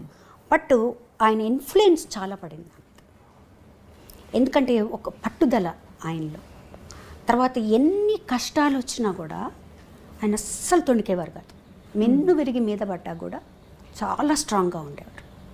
నేను రాముడిని నమ్ముకున్నాను, ఆయన ఆరాధ్యులైనా కూడా, శైవ పూజ రోజు చేసుకున్నా కూడా రాముడు భక్తుడైన, నేను రాముడిని నమ్ముకున్నాను, రాముడే నన్ను కాపాడుతాడు అన్న దీంట్లోనే ఉండేవారు అనమాట.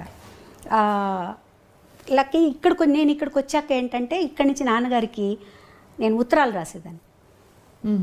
ఇంకెవ్వరు రాసేవారు కాదు, నాన్నగారికి మటుకు నేను ఉత్తరాలు. ఎందుకంటే నేను పుస్తకాలు విపరీతంగా చదివేదాన్ని, అలా పిచ్చిగా ఖర్చు పెట్టేదాన్ని బుక్స్ మీద.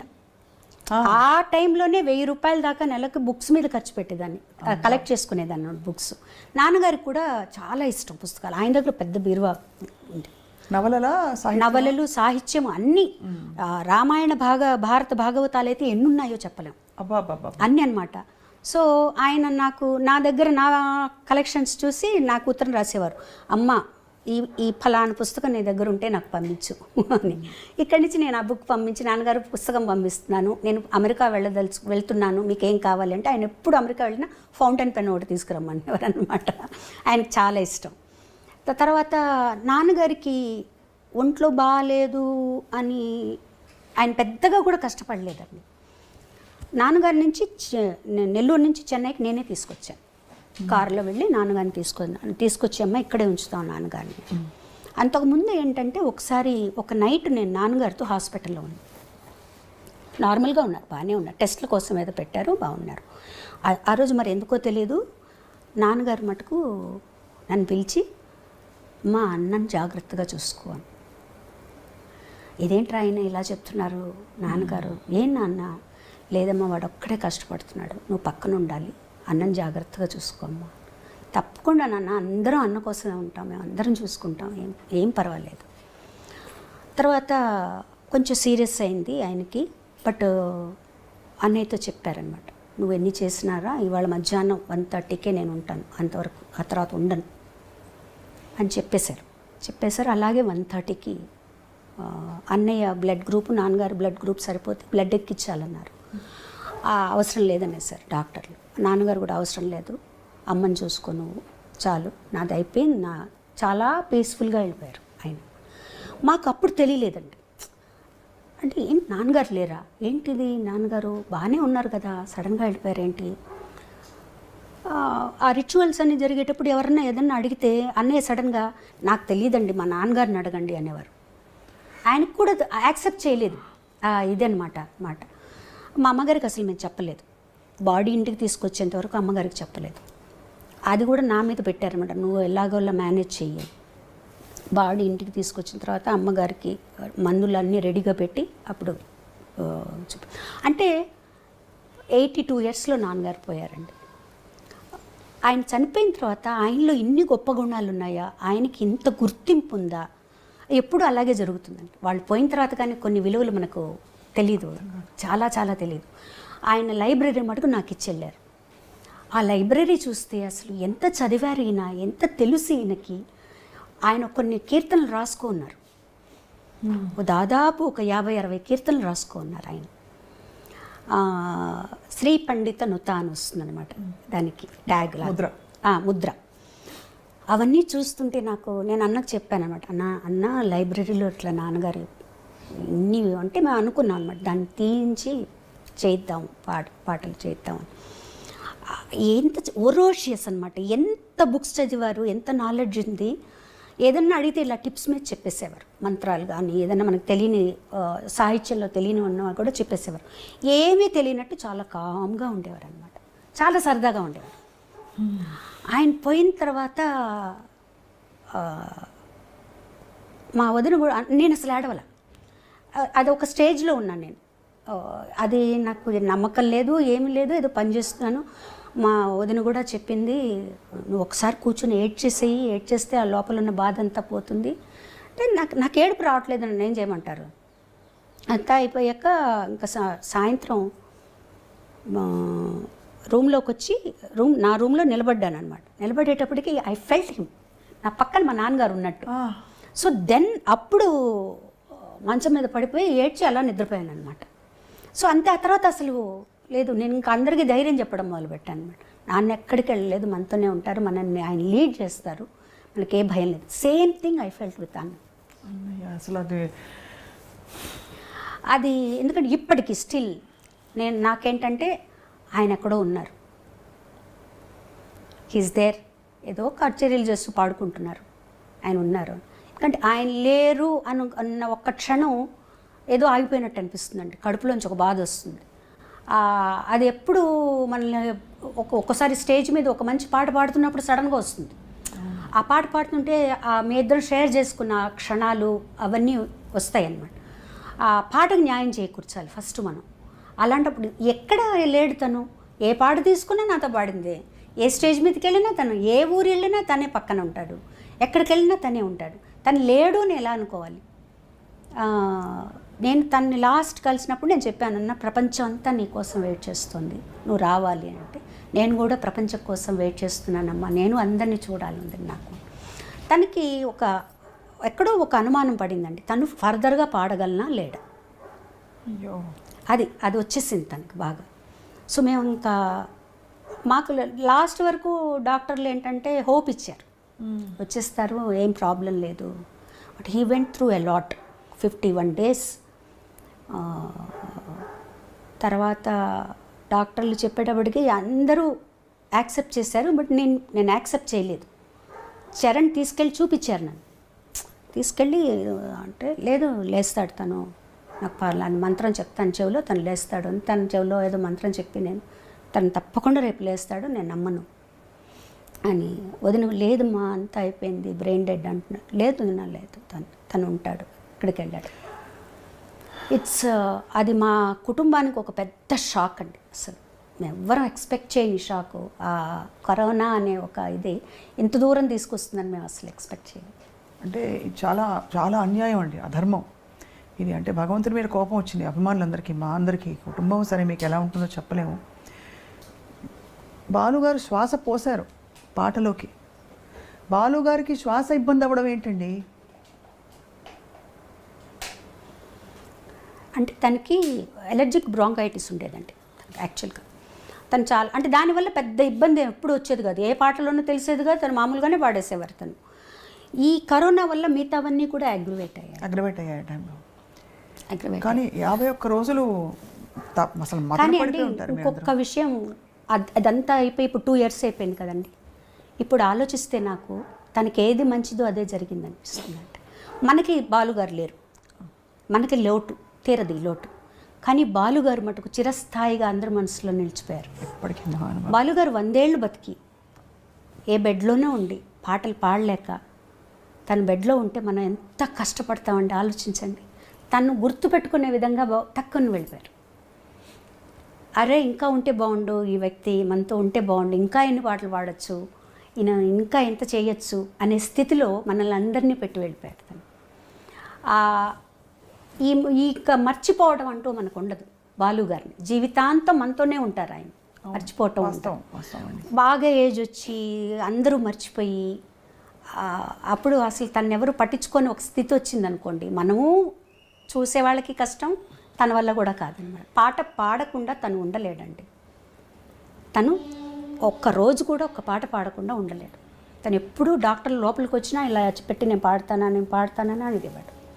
ట్రైకాస్టమీ చేసినప్పుడు ఎప్పుడు మళ్ళీ తీసేస్తే నేను పాడతానా అన్నీ అడుగుతూ ఉండేవారు అనమాట. సో డాక్టర్స్ ఏమన్నారు, ఒక 2 years బెడ్ రెస్ట్ కావాలి తనకి, ఇంట్లో బాగా అయిపోతే బాగా హాస్పిటల్ అట్మాస్ఫియర్ ఇంట్లో ఉండాలి అని చెప్పారు. అప్పటికే అంత. కానీ ఆ వీడియో ఇప్పటికీ కూడా మనసులో అలా మెదులుతుందండి. అవునండి, చెప్పేసి వస్తాను తిరిగి వస్తానని చెప్పి మాకు అందరికీ కూడా చెప్పారు, మీరు ఊరికే కంగారు పడి ఫోన్లు చేయకండి, వచ్చేస్తాను, నేను జస్ట్ ఊరికి పాజిటివ్ అని వచ్చింది అక్కడ జాయిన్ అయ్యాను నేను అంతే తప్పించి ఏం ప్రాబ్లమ్స్ లేవు. 15 days వరకు అలాగే. 15 days తర్వాత కోవిడ్ నెగిటివ్ వచ్చింది, ఆ తర్వాత ఒక్కొక్కటి ఇబ్బంది పెట్టేసి. So it's what ever it is అండి, హీఈస్ దేర్ ఫర్ అస్. ఆయన ఎప్పుడు మా వెనకాల ఉంటాడు. నేను చరణ్తో అందరితో అదే చెప్తాను, నా అన్న మనతోనే ఉంటారు, ఆయన మనల్ని లీడ్ చేస్తారు. వదిన గారికి వదిన గారు చాలా ఎఫెక్ట్ అయ్యారండి, మా అందరికంటే కూడా వదిన చాలా ఎఫెక్ట్ అయ్యారు. ఆవిడ ఆల్మోస్ట్ ఒక డిప్రెషన్ స్టేజ్లోకి వెళ్ళిపోయారు. ఇప్పుడు కొంచెం బెటర్, అంటే చాలా ఆరోగ్యపరంగా కూడా బాగా దెబ్బతిన్నారు ఆవిడ. అంటే ఒకే హాస్పిటల్ ఇద్దరు పక్కన ఉన్నారు. ఆవిడ కూడా కోవిడ్ వచ్చి అక్కడే జాయిన్ అయ్యారనమాట. అక్కడ ఏం జరుగుతుందో తెలియదు, పిల్లవాడు ఒక్కడు, ఎవరిని పంపించరు, వాడిని ఒక్కడనే పంపిస్తారనమాట. So it was tough time for us, very tough అండి, అసలు ఊహించడం కష్టం కదండి. ఏ రోజు డాక్టర్ ఏం చెప్తారో తెలియదు. ఇవాళ బాగుందమ్మా, ఏం ప్రాబ్లం లేదంటారు, ఇవాళ కొంచెం ఏదో ప్రాబ్లం ఉందంటారు. ఒక 51 రోజులు అలా అలా అలా అలా అలా ఇంకా మాకు వేరే థాట్ ఏమీ లేదు. అందరం ప్రే చేయటమే. ఎక్కడి వాళ్ళండి, ఎక్కడెక్కడి వాళ్ళు, ప్రపంచం అంతా ప్రే చేసింది నిజంగా. అన్ని ప్రసాదాలు, ఒక రూమ్ పెట్టారు అక్కడ, ఒక రూమ్ పెట్టి ప్రసాదాల కోసం ఒక రూమ్ పెట్టారు, ఆయనకు వచ్చే ప్రసాదాలు అవన్నీ. కొంతమంది విభూతులు పంపించడం, షాల్స్ అన్నీ అన్నమాట. అసలు వరప్రసాద్ రెడ్డి గారు కూడా అప్పుడు వరప్రసాద్ రెడ్డి గారు కూడా పంపించారు, కంచిపేట నుంచి పంపించారు, తిరుమల తిరుపతి దేవస్థానం, ఇక్కడి నుంచి అందరూ. బాలుగారి వరప్రసాద్ రెడ్డి గారు అయితే రోజు ఫోన్ చేసేవారు, ఎలా ఉంది ఈరోజు, ఎలా ఉంది ఈరోజు, ఎలా ఉంది ఈరోజు, ఎలా ఉంది.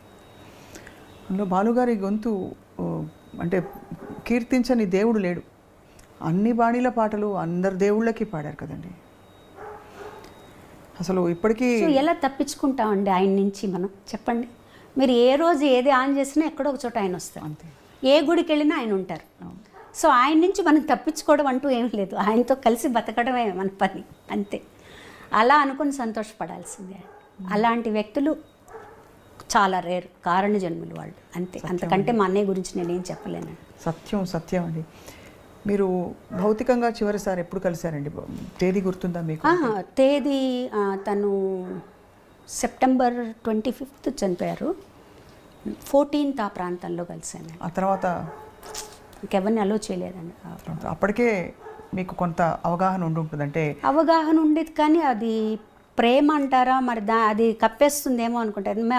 నాకు మా చెల్లికి ఎందుకు ఎలా అయినా తను బయటకు వచ్చేస్తాడు, హీజ్ అ ఫైటర్, వచ్చేస్తాడే అనిపించి, అన్నకేం కాదు నాన్న చూసుకుంటారు, అన్నకేం కాదనే అనుకునేవాళ్ళము.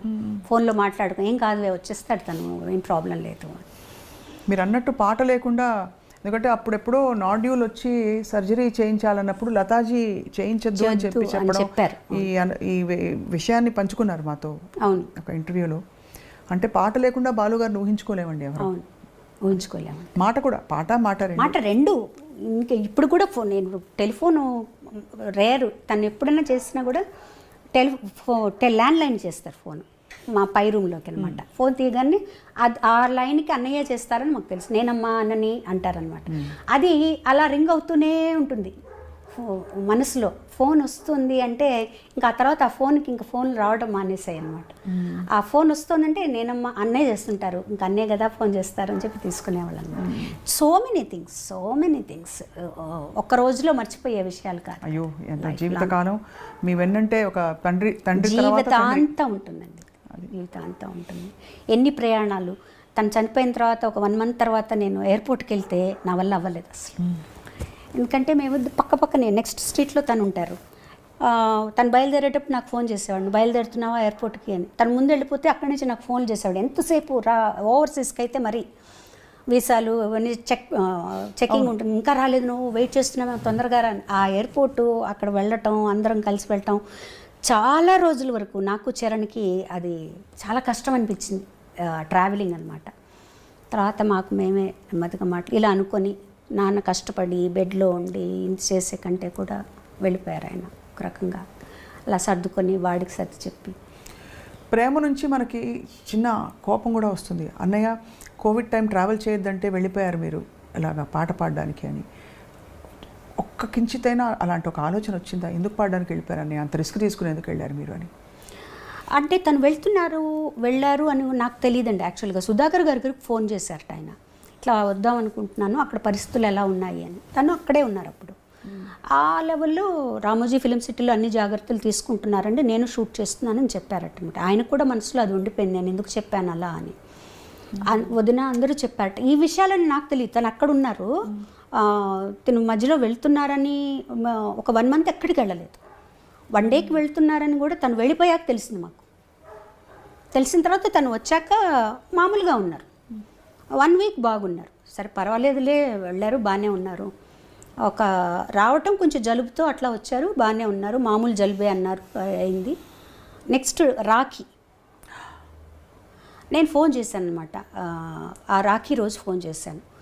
5th ఏదో అయిందండి అది. ఫోన్ చేసి ఎప్పుడు ఇంటికి వెళ్తాను నేను అంటే, రామా ఇంటికి రా, వచ్చి రాఖీ కట్టు అన్నారు. ఇప్పుడు వస్తున్నానన్న, బయలుదేరుతున్నాను. మళ్ళీ ఫోన్ చేశాడు తను, వద్దమ్మా నాకు కొంచెం జలుబుగా ఉంది, ఎందుకైనా మంచిది, నేను డాక్టర్ దగ్గరికి వెళ్తున్నాను, నువ్వు రేపు వచ్చి కట్టు, చెక్ ఎందుకు ఇప్పుడు జలుబు ఉంది, నువ్వు వచ్చి మళ్ళీ అప్పుడు కొంచెం పీక్గా ఉంది కదండి. అవును, కోవిడ్ చాలా అయ్యో భయానకంగా ఉందండి పరిస్థితి. సరే అన్న, అదే మాట్లాడింది నేను లాస్ట్. తను హాస్పిటల్కి వెళ్ళారు, ఇంకా అక్కడే ఉండిపోయారు. అయ్యో భగవంతుడు. So but we have to celebrate him అండి, అంతే. ఎందుకంటే తనకి ఎవరన్నా డల్గా ఉన్నా, నా ఎప్పుడు ఒక రకంగా మూడ్ అవుట్లో ఉన్నా తనకి ఎప్పుడు నచ్చదు. అందరూ నవ్వుతూ ఉండాలి, అందరూ హ్యాపీగా ఉండాలి అనేదే తన. నవ్వుతూ ఉండేవాళ్ళంటే తనకు చాలా ఇష్టం అసలు ఫస్ట్. సో మమ్మల్ని మాకు మేమే బూస్టప్ చేసుకొని మేమే అనుకున్నాం అనమాట. ఈ సంవత్సరం నేను పల్లవి అందరం కలిసి every year will celebrate SPB, అంతే. ఆయనకేమి ఇష్టం అది చేద్దాం, పాటలు పాడుకోవడం, అంత్యాక్షరీలు ఆడుకోవడం, ఇలా చేద్దాం మనం. ఇలా ఊరికే బాధపడి లాభం లేదు, విల్ సెలబ్రేట్. గొప్పగా ఉందండి మీ ఆలోచన, బాలుగారి ఆలోచనలాగే ఉంది. మొత్తం పాట మాట ప్రయాణం అన్నయ్యతో మీరు కలిసి ఈ బ్యూటిఫుల్ లైఫ్ని షేర్ చేసుకున్నారు శైలజ గారు. అన్నయ్య నుంచి మీరు నేర్చుకున్న, అంటే చాలా మీకు బాగా ఇన్ఫ్లుయెన్స్ అయిన ఒక 2-3 విషయాలు, గుణాలు. అఫ్కోర్స్ మీ నమ్రతను చూస్తే అర్థమైపోతుంది అందరికీ. బాధ్యత అండి అది చాలా. అంటే తను ఒక వ్యక్తి పరిచయం అయ్యాడు, తనకు దగ్గరయ్యాడు అంటే మొత్తం బాధ్యత తీసుకుంటాడు, ఆషామాషిగా కాదు. చాలా అలా చెప్పాలంటే ఎన్ని ఫ్యామిలీస్ తన మీద ఆధారపడి ఉన్నాయి. తను ఒక్కసారి తను లేడు అనేటప్పటికీ ఎంతమంది ఎఫెక్ట్ అయ్యారో. ఒక బాధ్యత తీసుకుంటే తను సంపూర్ణంగా దాన్ని నిర్వర్తించేవాడు. లేకపోతే నువ్వు బాధ్యత తీసుకుంటే మటుకు దాన్ని సంపూర్ణంగా చేయాలి. తర్వాత కృతజ్ఞత, తనకి ఎవరన్నా ఇంత చిన్నది చేస్తే చాలు, దాన్ని ఇంకా లైఫ్ లాంగ్ గుర్తుపెట్టుకొని వాళ్ళ జీవితం అంతా సహాయం చేస్తారు వాళ్ళకి. ఈ 2 విషయాలు నేను బాగా గమనించానండి. తన ఫ్రెండ్స్ కానీ, ఆ ఫ్రెండ్స్ కానీ ఎవరు బాగాలేదన్నా కూడా నా చేతనైన సహాయం ఇది. నాకు తర్వాత తను పోయాక చాలా విషయాలు తెలిసాయి అన్నమాట. డ్రైవర్కి కొంత డబ్బులు ఇచ్చి హైదరాబాద్లో కానీ చెన్నైలో కానీ కొన్ని హాస్పిటల్స్కి పంపించి, ఫలానా వాళ్ళకి డబ్బులు ఇచ్చిరా, ఫలానా హాస్పిటల్లో వీళ్ళు ఉన్నారు వాళ్ళకి హెల్ప్ చేసిరా, ఇవన్నీ చెప్పు. ఎవరు పంపించారంటే ఏం లేదు, వచ్చేసాయి అని ఇలా రోజు పంపించేవారు. అలా చాలా రకాల హెల్ప్ చేశారన్నట్టు. చాలా ఇంకా ఫ్యామిలీ అయితే చెప్పక్కల, మా సిస్టర్స్ని కానీ అందరినీ కానీ. అసలు ఒక కొండ మా వెనకాల, పెద్ద కొండ అనమాట. తను లేడు అంటే ఫస్ట్ అనిపించింది, ఓకే తను లేడు, ఆ బాధ్యత ఎలా, దాన్ని ఎలా మోయాలి ఇప్పుడు మనం ఏమి యాడ్ అవడం ఇది కాదు, తనేం చేశాడో దాన్ని మనం తీసుకోవాలి బాధ్యత, అంతే కదండి. అలా వదిలేయలేం కదా. తను చేసిన బాధ్యతలు పట్టుకున్న తనకేది మోటివేషనో అదే తీసుకొని ఆ దారిలో మనం నడవాలి. సో ఇదే కొంతవరకు తీసుకోగలిగారా మీరు? అంటే ఒక 25% వరకు తీసుకోగలిగానండి. అలా గొప్ప విషయం అండి. తీసుకోగలిగాను. అది కూడా తను హెల్ప్ చేస్తేనే, తన పైనుండి ఆశీర్వదిస్తేనే అండి, అంతే. లేకపోతే మనం అంతకంటే ఏమీ చేయలేం. ఇంకంతకంటే ఆయనకి మనం ఇచ్చేది ఏమీ లేదండి. మనం ఏమి ఇస్తాం ఆయనకి చెప్పండి? ఆయనకి నచ్చినట్టు ఆయన వేసిన దారిలో మనం నడవటం, అంతే. ఆయన గుర్తుపెట్టుకోవడం, ఆయన చేసిన మంచి పనులు ఏమైనా ఉంటే అవి మనం చేయగలగడం, అంతే. ఏ పారిజాతాలు ఇవ్వగలము? అన్నయ్యకి ఇష్టమైన పద్యం కదా ఏదండి? మీరు పాడేవారు ఒక పద్యం చాలా ఇష్టం అని. ఏ పారిజాతాలు ఇవ్వగలము?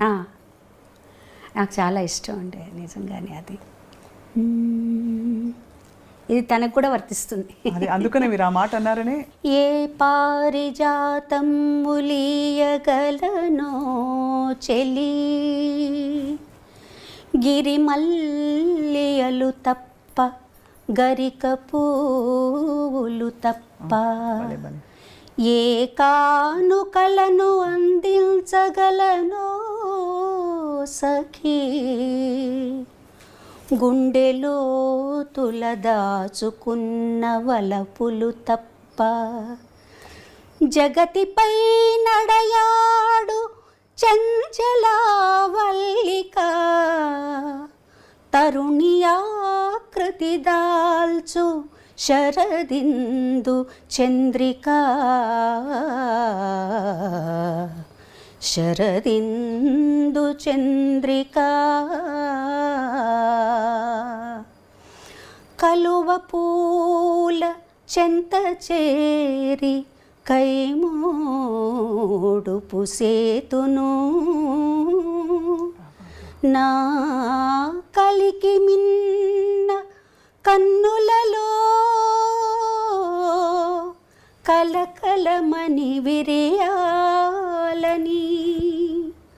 మబ్బులతో ఒక్క మారు మనవి చేసుకొందును, నా అంగన ఫాలాంగణమున ముంగురులై కదలాలని. చుక్కలతో ఒక్కసారి సూచింతును, నా ప్రేయసి నల్లని వాల్జడ సందుల మల్లియలై మొలవాలని. పూర్ణ సుధాకర బింబంబునకు వినతి సేతును, నా పొలతికి ముఖబింబమై కళ్ళలు దిద్దుకోవాలని. ప్రకృతి ముందు చేతులెత్తి ప్రార్థింతును కడసారిగా,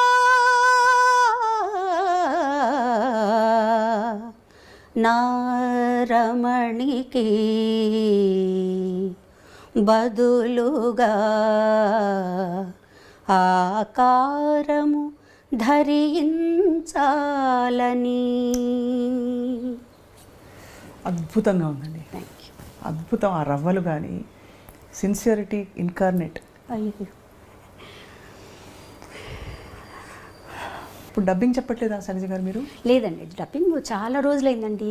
అంటే ఇక్కడి నుంచి చెన్నై నుంచి హైదరాబాద్ షిఫ్ట్ అయ్యాక కొన్ని సినిమాలకు చెప్పాను, ఆ తర్వాత లేదు చెప్పడం లేదు, మానేసి వెళ్ళలేదు చెప్పడం. మొత్తం చాలా సినిమాలకు చెప్పారు. దాదాపు 60 to 70 సినిమాలు చెప్పానండి నేను. యాక్చువల్ అంటే అన్ని dubbing to dubbing, Malayalam dubbing, Kannada dubbing, Telugu dubbing, Telugu straight, Tamil straight. Malayalam మరేమా? మలయాళం కొరచ్ అరి, కానీ చాలా కష్టం కదండి.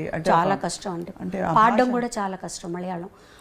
ఎన్ని నాళ్ళు ఉంటాయో, ఎన్ని రాళ్ళు ఉంటాయో. అమ్మో, ఎలా నేర్చుకున్నారు? నాకు దాస్ గారు నేర్పించారు, దేశ్ దాస్ గారు. ఆయన మ్యూజిక్ డైరెక్షన్లో పాడాను. ఆయన కూర్చోబెట్టి నేర్పించి నాకు ఒక కితాబ్ కూడా ఇచ్చారు. అన్నయ్య గారు చెప్పారు, నీకంటే తన ప్రొనౌన్సియేషన్ బాగుంటుంది మలయాళం అని. సో ఆయన నేర్పించారు ఎలా అన్నారు. తర్వాత ఆ పట్టుకోవడం కూడా వచ్చింది నాకు. వాళ్ళ ఒక ఫ్లో ఉంటుంది మలయాళంలో, ഞാൻ ఎంత పోయి ఇందువరే వరు అట్లా ఉంటుంది కదా, అది పట్టుకుని అది వచ్చిందనమాట. అందుకని మలయాళం కొంచెం అర్థం అవుతుంది కూడా. కొంచెం సాంస్క్రిట్ ఎక్కువ ఉంటుందండి మలయాళం.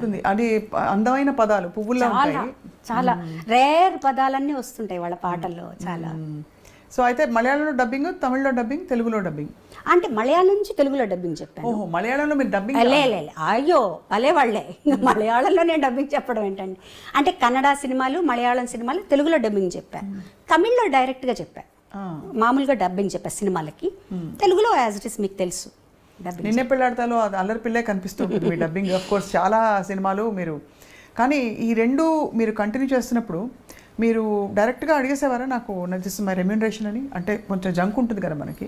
నేను నా రెమ్యూనరేషన్ గురించి నేను ఎప్పుడు అడిగేదాన్ని కాదండి, టు బీ ఫ్రాంక్. నిజంగా అది ఒక్కసారి నాకు మైనస్ కూడా. అవును, ఎందుకంటే విఠల్ గారు ఉండేవారు, బాలు గారు, ఆయనే చూసుకునేవారు. ఆయన వెళ్ళిపోయిన తర్వాత కూడా నాకు ఇంత అడగాలి, ఇంత చెప్పాలి అది తెలీదు నాకు. అవును, తెలీదు. ఆ తర్వాత నెమ్మదిగా నేర్చుకున్నాను అనమాట. ఫీల్డ్లో ఉండాలంటే మనం తప్పదు కదా, మనం మన కష్టానికి ఫలితం కూడా ఉండాలి కదా అని చెప్పి మీ సాధన వేగా అండి. అసలు డబ్బింగ్ చెప్తే వాయిస్ చాలా స్ట్రెయిన్ అవుతుందండి, అవును, చాలా స్ట్రెయిన్ అవుతుంది. పాడడానికి కూడా రఫ్ అయిపోతుంది వాయిస్. ఒకరోజు డబ్బింగ్ చెప్పి ఆ రోజు సాంగ్ పాడాలంటే కొంచెం కష్టంగా ఉంటుంది.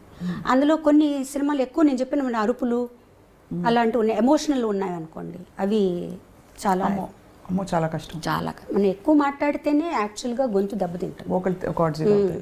కానీ పాడడం వల్ల దెబ్బతిందండి, మాట్లాడడం వల్ల దెబ్బతింటుంది. మీకు అడ్వాంటేజ్ మీ గొంతు చాలా rounded, young, high pitch voice. భగవంతుడి అనుగ్రహం అండి అది నిజంగా. మంచి చక్కటి, ఇప్పటికీ అందుకే యంగ్గా ఉందని ఇందాక మొదలుపెట్టింది. అలాగే మీ పాట విని మీ వారేమంటారు సుధాకర్ గారు? ఆయన ఎప్పుడు పాడమంటారండి. ఆయన ఎప్పుడు నేను పాడుతుంటే తనకు చాలా ఇష్టం, ఈ పాట పాడు ఆ పాట పాడు అంటారు. అలాగే గెస్ట్లు ఎవరన్నా ఇంటికి వచ్చినా కూడా వాళ్ళు అడగక్కల ముందు ఏం చెప్పేస్తారు, మీకోసం ఒక పాట పాడుతుంటాను. అయ్యో ఎంత బాగుందండి.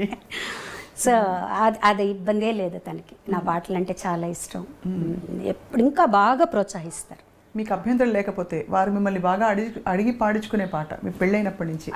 ఎప్పుడు అడిగించుకొని ఎక్కువగా ఆయన హిందీ పాట ఆచార్య పరిదేశి పాడమంటారండి, చాలా ఇష్టం. మధుమతిలో అది చాలా ఇష్టం. హిందీ పాటలు ఎక్కువ అడుగుతారు. పాడతారా సుధాకర్ గారు కూడా పాడతారా? లేదండి, అసలు నటనలోనే వద్దంటారు. నేను వింటే చాలు పాడొద్దు అంటారు. బాగా ఎంజాయ్ చేస్తారు, ఎంజాయ్ చేస్తారా? బాగా ఎంజాయ్ చేస్తారు పాట. అండ్ కొన్నిసార్లు చెప్తారు కూడా, నువ్వు ఇక్కడ ఇంకొంచెం ఎక్స్ప్రెసివ్గా పాడుంటే బాగుండేది, ఆ బాలుగారు చూడు అక్కడ ఎలా పాడారు అవి చెప్తాను. నేను చెప్పాను ఉన్న దాంట్లో 50% వస్తుంది బాలుగారు ఉంటే, దానికంటే ఎక్కువ రాదు. మరి ఇంత బిజీగా ఉండే శైలజ గారికి వంట వచ్చా అని అడగచ్చా? అంటే వంట చేయాలి అందరూ అని కాదు, కానీ మీ బాలు గారు భోజన ప్రియులని తెలుసు, మీ ఇంట్లో అందరూ భోజన ప్రియులు. సుధాకర్ గారు కూడా భోజన ప్రియులు. సుధాకర్ గారికి ఏం వంట చేసి పెట్టుంటారు? సుధాకర్ గారికి ఏం చేసినా తింటారంటే బాగా. అందరం వెజిటేరియన్స్ మేము, ఎగ్ కూడా ఎవరు తీసుకోరు.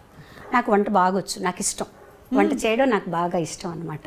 అన్ని రకాలు చేస్తా. మా బాబుకి నార్త్ ఇండియన్ ఇష్టం, అవి చేస్తాను. సుధాకర్ గారికి ఎక్కువగా పచ్చళ్ళు, కారాలు, పొడులు ఇవి కావాలన్నమాట.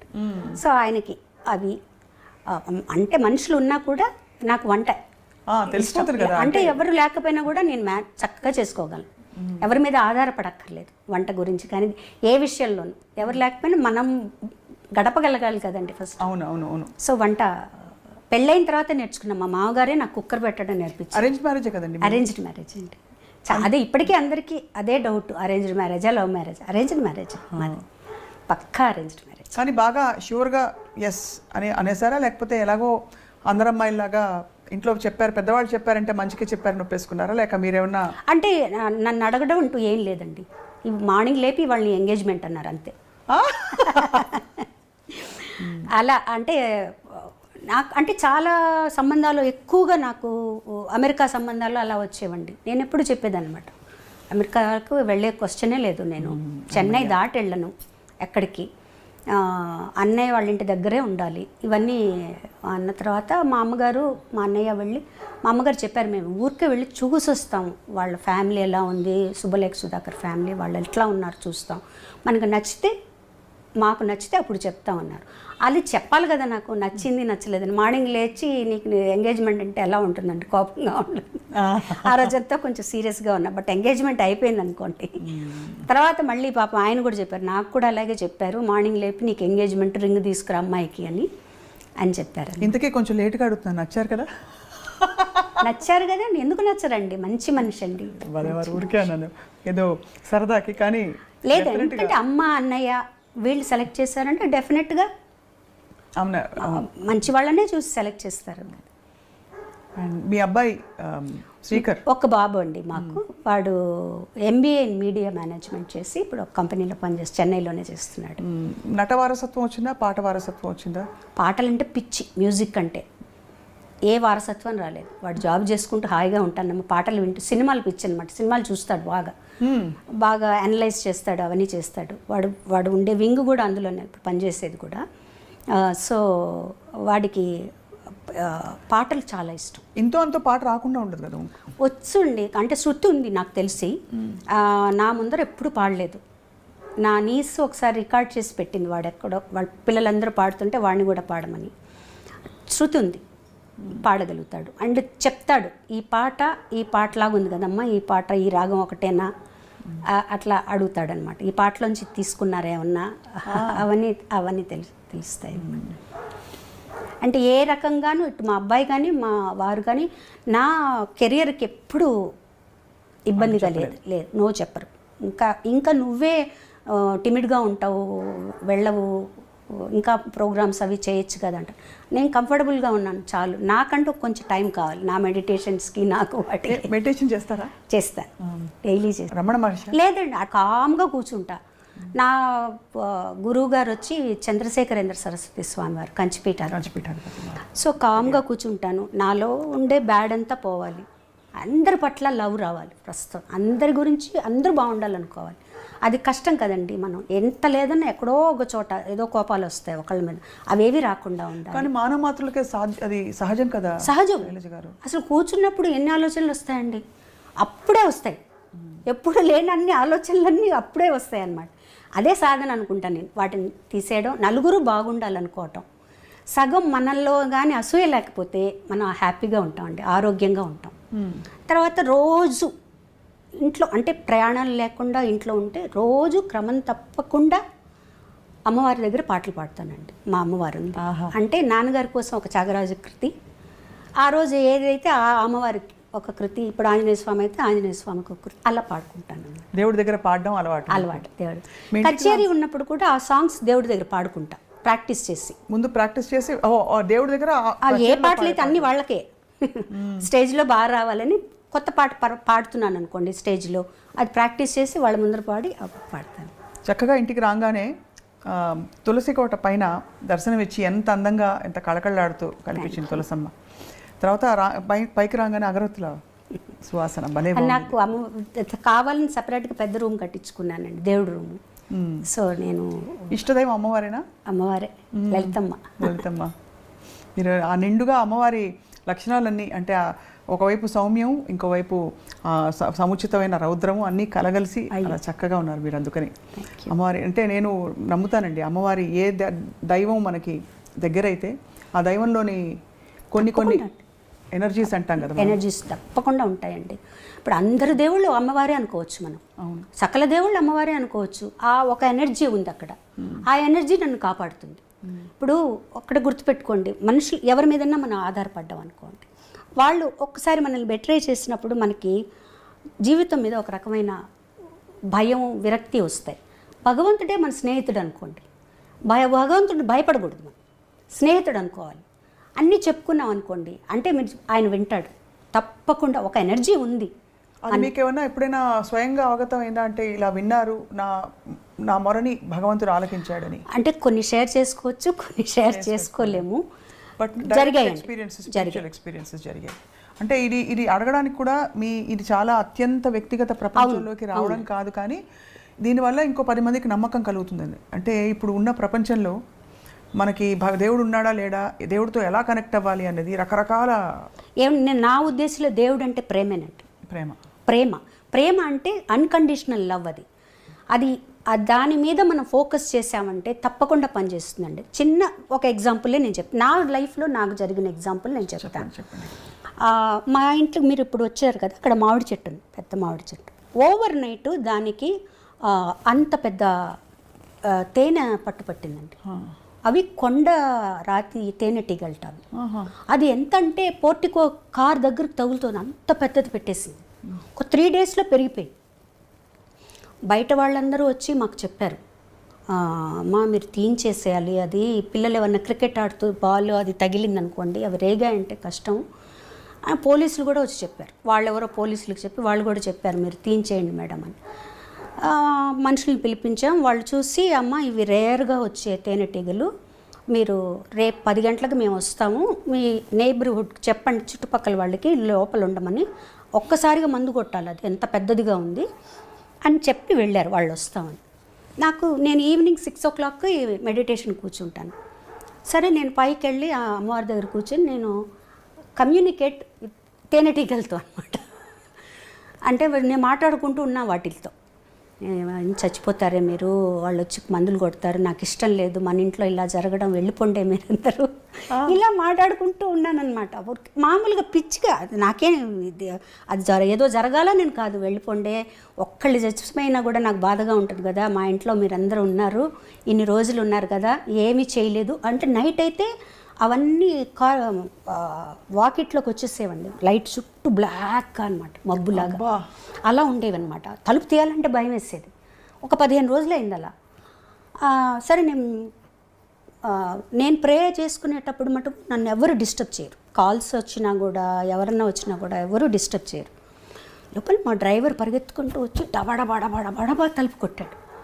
నాకు ఎవరికన్నా ఏమన్నా అయిందా, అంత ఎదుగా ఎవరు కొట్టరు కదా, నేను మెడిటేషన్లో ఉన్నానంటే ఎవరు తీరు కదా. నేను తీల తలుపు ఆమెను బయటకు వచ్చేసి కిందికి వచ్చి ఏంటి అన్న, మేడం మీరు ఒకసారి పైన వరండాలోకి రండి, మీరు రండి మేడం అంటే అసలు తేనె పట్టు లేదు. ఎలా? తేనె పట్టు లేదు. తేనె పట్టు ఈగలు వెళ్ళిపోతే ఉంటుంది కదండి, ఆ వ్యాక్సు లేదు. వీళ్ళందరూ చూశారు. ఆ అబ్బాయి అప్పుడే నన్ను మీరు చూద్దురు రండి, వాళ్ళందరూ మాట్లాడుకుంటున్నారు బయట, డ్రైవర్స్ అందరూ, మా డ్రైవరు పక్కన డ్రైవర్లు అందరూ, ఇది మనకి వాళ్ళు ఉన్నారు కాబట్టి ఇది తార్కాణం అండి జరిగింది అని. ఉన్నట్టుండి ఒక వర్ల్విండ్ లాగా లేచిందట అది మొత్తం లేచి వీళ్ళందరూ భయపడిపోయారట, మన మీదకి వస్తుంది అని చెప్పి అందరూ ఎవరు ఇళ్లలోకి వాళ్ళు పరిగెడుతున్నారట. ఒక్కసారి పైకి వెళ్ళిపోయినాయండి అన్నీ, మొత్తం వెళ్ళిపోయినాయి. అద్భుతం కదా ఇది. అద్భుతం అంటే అసలు నాకేం అర్థం కాల. నేను ముందు దేవుడి రూమ్లోకి వెళ్ళి అమ్మవారికి థ్యాంక్స్ చెప్పా, అమ్మ థ్యాంక్స్, నువ్వు నాకు హెల్ప్ చేసావు, అవి చచ్చిపోకుండా నా మాట విన్నాయి. ఏదో పిచ్చిగా మాట్లాడుకుంటాను నేను. మా అబ్బాయి కూడా అంటుంటాడు, ఏంటమ్మా ఎవరో ఫ్రెండ్తో మాట్లాడినట్టు నువ్వు మాట్లాడేసుకుంటూ ఉంటావు ఏంటి అంటే, నా ఫ్రెండే దేవుడు అని మాట్లాడుకుంటాను. ఒక ఎనర్జీ, అది లలితమ్మ కావచ్చు, శివుడు కావచ్చు, ఎవరన్నా కావచ్చు, ఒక ఎనర్జీ ఉంది, అది నా మాట వింటుంది, చెప్పుకుంటాను. ఇది జరిగిందంటే నాకు మా నేను వాళ్ళందరిని అడిగాను, మీరందరూ ఉన్నారు కదా, ఒక మొబైల్తో ఒక తీసుంటచ్చు కదా పిక్చరు అని. మేడం అంత అది చూస్తుంటే మమ్మల్ని ఎక్కడ కొడతాయో అని చెప్పి మేము పారిపోయాం మేడం. అసలు అంత వితిన్ 10 seconds వెళ్ళిపోయినాయండి మొత్తం. అద్భుతం, ఏమీ లేదు. అద్భుతం నిజంగా. నేను అదే అనుకున్నాను. మనం ఏమనుకున్నాం, వాటికి ఏమీ కాకూడదు అనుకున్నాం, వాటికి మంచి జరగాలనుకున్నాం. చెడు స్వార్థం ఏమీ లేదు. పక్క రోజు వాళ్ళు వచ్చి వేరే వాళ్ళని పెట్టి తీయించారా మేడం, మేము వస్తామని చెప్పాం కదా, మీరు వేరే వాళ్ళు తక్కువ డబ్బులు ఇచ్చుంటారు అందుకని మీరు తీయించారు. లేదు బాబు అవి వెళ్ళిపోయాయంటే వాళ్ళు నమ్మరు. సో ఇట్లా చిన్నవేనండి, అవి మనకి ఎంత ఒక ఎనర్జీని ఇస్తాయి తెలుసా అండి. ఇలాంటి సంఘటనలు కదా చాలా ఎనర్జీని ఇస్తాయి. అంటే రీకన్ఫర్మేషన్ కదండి, అది నమ్మే వాళ్ళకి తెలుస్తుంది. అవును, పరిపూర్ణమైన జ్ఞానం నుంచి వచ్చిన ఒక శాంతం మీలో కనిపిస్తుంది శైలజ గారు. అంటే ఇవాళ మీరు పంచుకున్న విషయాలన్నీ నిజంగా చాలా అత్యంత మీ అంతరంగిక ప్రపంచంలోకి మాకు ఒక అవకాశం ఇచ్చారు. తొంగి చూసి మీ జీవితం గురించి తెలుసుకోవడం, అందరికీ చెప్పడం ద్వారా చాలామందికి ఒక కనువిప్పు, ఒక పాఠం అని అనలేను, బట్ చాలా విషయాలు నేర్చుకోవడం. ఏం లేదండి, యాక్చువల్గా అందరికీ తెలుసండి. ఇప్పుడు మీకు తెలీదా చెప్పండి, నేనే ఇదే మిమ్మల్ని అడిగితే మీలోంచి ఎన్నో విషయాలు బయటకు వస్తాయి. కొంతమంది అవకాశం వస్తుంది అప్పుడప్పుడు, కొంతమందికి రాదు అంతే. చాలామందికి ఇప్పుడు ఆ అవేర్నెస్ వచ్చిందండి, చాలా మటుకు వచ్చింది. మీరే గమనించండి, మీరు కొంతమందిని ఇంటర్వ్యూ చేస్తుంటారు ఈ మధ్యకాలంలో, చాలామందిలో అవేర్నెస్ ఒక వేరే ఏదో ఉంది, మనం ఆ ప్రశాంతతను పొందొచ్చు, ఇవి కాదు అనే ఒక రియలైజేషన్ వస్తుందండి. చాలా సంతోషించదగ్గ విషయం. ఈ సందర్భంగా మీ అనుమతితో, మొలచిన దేహము ముదియుటకును సరి, తలచిన దైవము తనలోనే, మాయామోహము మానదిది అని బాలుగారు ఆవిష్కరించిన సీడీ అండి ఇది. చాలా గొప్ప ప్రయాణం శైలజ గారు. ఇప్పుడు పాడుతున్న వారికి ఐ డ్రీమ్ ముఖంగా మీరు రియాలిటీ షో జడ్జిగా ఉన్నారు కాబట్టి అన్ని బాణీలు వస్తున్నాయి, కానీ ఒరిజినల్గా నిలిచిపోయే బాణీలు కొన్నే కనపడుతున్నాయనండి చాలామంది పెద్దలు చెప్తూ ఉంటారు, మీరు ఒక గాయనిగా. సో ఆ ఒరిజినాలిటీని బయటికి తీసుకురావాలంటే సింగర్స్లో ప్రతిభతో పాటు, అంటే శైలజ గారితో ఒక విశిష్టమైన శైలి, అలాగా ఏం చేయొచ్చో ఒక మాట చెప్పవలసిందిగా కోరుతున్నాం. అంటే ఇది ఛానల్స్ వాళ్ళని అడిగితే మాదేం లేదండి సింగర్స్ అంటారు, సింగర్స్ని అడిగితే ఛానల్స్ వాళ్ళు చెప్తున్నాను అంటారు. ఎక్కువగా అండి ఏ రియాలిటీ షోస్కి వెళ్ళినా, ఏ కాంపిటీషన్స్కి వెళ్ళినా రేటింగ్స్ కోసం కొత్త పాటలే పాడిస్తున్నారండి. ముఖ్యంగా కొత్త సాంగ్సే పాడుతున్నారు, అవన్నీ ఈజీగా పాడుతున్నారు. ఒక పాత పాట ఇచ్చి పాడమంటే మాకు కష్టం మేడం, మేము పాడలేమంటున్నారు. పోనీ ప్రాక్టీస్ చేసి పాడండి అంటే ఛానల్ వాళ్ళు వద్దంటున్నారండి అంటారు. గేస్ చేయడం ఎలా అండి వాళ్ళని చెప్పండి. ఇప్పుడు ఒక లెవెల్లో ఉన్న సాంగ్స్ అందరూ పాడుతున్నారు, పాడేవాళ్ళు ఉన్నారు యాక్చువల్గా మంచి పాత పాటలు తీసుకొని. అంటే నేను పాత పాటలే పాడాలని నేను చెప్పట్లేదండి, వాటిల్లో ఉండే ఆ కష్ట సాధ్యమైన కొన్ని గమకాలు అవన్నీ కూడా పాడితే వీళ్ళ పొటెన్షియల్ ఏంటో మనకు తెలుస్తుంది. ఇవన్నీ ఒకటేలాగా అందరూ పాడుతున్నారు. అవును, దాంట్లో ఏదో కొంచెం విరుపులు ఎక్స్ప్రెషన్లు అవే తప్పించి ఒక గమకం కానీ ఒక చక్కటి ఒదుగులు కానీ అవి కనపడట్లేదు. మేము చెప్పినా కూడా జనాలు అంతగా నచ్చరండి. జనాలకి కొత్త పాటలు తప్పిస్తే పాత పాటలు నచ్చవు. ఎందుకు నచ్చవండి? మీరు ఒక ఎపిసోడ్ పాత పాటలతోనే చేయండి, ఎందుకు వింటారు? ఒకవేళ ఈ పిల్లలకి ఈ కాంపిటీషన్స్లో ఇలాంటి పాటలే పాడుతున్నా వాళ్ళు పాత పాటలు ప్రాక్టీస్ చేయాలండి, తప్పకుండా చేయాలి. దాని విలువ ఎప్పుడూ ఉంటుంది మేడం.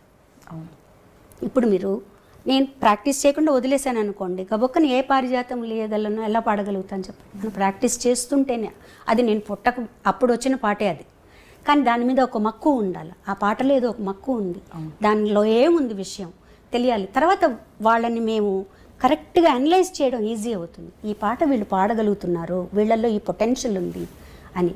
అన్ని పాటలు పాడమంటాను నేను, ఇవే కాదు అన్ని పాత పాటలు కూడా తీసుకొని ప్రాక్టీస్ చేయండి. ఒక్క పాత పాట తీసుకొని ప్రాక్టీస్ చేస్తే చాలు, ఒక రోజుకు ఒక పాట తీసుకొని ప్రాక్టీస్ చేస్తే చాలండి అసలు నిజంగా. అంటే నేను పాతకాలం పాటలే గొప్ప, ఇప్పుడు గొప్ప అని నేను ఏమీ చెప్పట్లేదు. మీరు ప్రాక్టీస్ చేసి చూడండి, అది ఎంత కష్టమో తెలుస్తుంది. అది మీరు 50% పాడినా చాలు మీకు. అవును, అది నా ఉద్దేశం అండి. అంటే నేను ఎవరి మీద ఫోర్స్ చేసి ఇవే పాడాలని నేను చెప్పట్లేదు. ఒకటే రకమైన పాటలు విని విని విని కూడా ఒక్కోసారి చాలా చికాకేస్తుందండి. అన్నీ ఒకటే రకమైన సాంగ్స్, అన్నీ ఒకటే ఎక్స్ప్రెషన్స్, అన్నీ ఒకటే ఇవి. సో మీరు ఆలోచించండి, ఉదయం 9 నుంచి తెల్లవారుజామున 3 గంటల వరకు షూటింగ్ జరిగేటప్పుడు ఇవే పాటలు మనం వింటున్నాం అనుకోండి, పక్క రోజు ఎవరన్నా పాట అన్నారంటే కోపం వచ్చేస్తుంది. నిజంగా మీరు ఎంత ఓపెన్గా చెప్పినందుకు మీ నమస్కారాలు. థ్యాంక్ యూ, మంచి మాట. నిజంగా చెప్తున్నా, నా వరకైతే నాకు అలాగే అనిపిస్తుంది. అంటే అవును, అక్కడక్కడ టాలెంట్ మెరుపులు కనిపించినా నెక్స్ట్ ఏమిటి అనే చందన నెక్స్ట్ ఏమిటి అని. కొంతమంది పిల్లలు మాకు పాడాలని ఇంట్రెస్ట్ ఉంది మేడం, మేము పాడగలుగుతాం మేడం, మాకు కూడా ప్రాక్టీస్ చేయాలని ఉంది మేడం అని వస్తారు. నేను చెప్పాను, ఎవరు అడిగినా అడగకపోయినా మీరు ప్రాక్టీస్ చేసుకోండి. మీరు ఎవరైనా సపోజ్ నేను పక్కకు పిలిచి నేను అడిగితే నువ్వు పాడగలగాలి, అట్లా మీరు ప్రాక్టీస్ చేసుకోండి. కనీసం మీకు ఆ తృప్తి ఉంటుంది, మాకు కూడా వాళ్ళు పాడుతున్నారనే తృప్తి ఉంటుంది అని చెప్తుంటాను నేను అనమాట. నా ఉద్దేశంలో ఈ పాటలు పాడడం తప్పు, ఆ పాటలు పాడడం కరెక్ట్ అని నేను చెప్పను, కానీ మీరు నిలబడాలంటే మటుకు పాత పాటలు పాడాల్సిందే, తప్పదు. గొప్ప కాంట్రిబ్యూటర్స్ మీరందరూ. మీరు మీ తరంలో వచ్చిన వారు, అంతకు ముందు వచ్చిన వాళ్ళందరూ అయితే ఇంకా చెప్పక్కర్లేదు మాటల్లో శైలజ గారు. ఎందుకంటే మీరు తీసుకొచ్చిన ఒరవడి అది 10 కాలాల పాటు మీరు పాడిన పాటల రూపంలో, మీరు చెప్పిన మాటల డబ్బింగ్ రూపంలో నిలిచిపోతుంది మనసుల్లో, అందరి మనసుల్లో కూడా. ఇవాళ నిజంగా గొప్ప అనుభూతి మీతో మాట్లాడడం, కొత్తగా మళ్ళీ మిమ్మల్ని తెలుసుకున్న భావన కలుగుతుందండి. నాకు కూడా అలాగే అనిపిస్తుంది. అంటే రొటీన్ ఇంటర్వ్యూస్ లాగా కాకుండా చాలా విషయాలు, అంటే నేను కొన్నిసార్లు ఇది చెప్పకూడదు అనుకున్నవి కూడా నా చేతి చెప్పించేశారు మీరు. అయ్యో, అలా కాదు, చెప్పకూడదంటే ఒక్కొక్కళ్ళకి ఒక్కొక్క ఇన్హిబిషన్ ఉంటుంది కదండి. కొన్ని నేనే పెట్టుకుందామని మీరు అన్నారు కదా, దానివల్ల ఇంకా ఎవరైనా ఇన్స్పైర్ అవుతారేమో. ఖచ్చితంగా అవుతారని నేను ఎందుకు నమ్ముతానంటేనండి, అందరూ ఇప్పుడు వెతుక్కుంటున్నారు ఏమిటి ఎక్కడ. ఎందుకంటే మాయా ఎంత వెలుగునకు అంతే చీకటి, ఎంత సంపదకు అంత ఆపద, తెలిస్తే మోక్షము, తెలియకుంటే బంధము. అది ఇవన్నీ మీరు అద్భుతంగా ప్రస్తావించారు. నాకు ఇష్టమైన కీర్తన అది చాలా. సో ఇప్పుడు మీరు చెప్పిన ఈ విషయం చాలా మందికి మనసుల్లో అలా హత్తుకుంటుంది. వాళ్ళందరికీ అంటే ఇందులో ఒక శాంతి ఉందండి, డెఫినెట్గా ఉంది. అంటే మనం ముక్కు మూసుకొని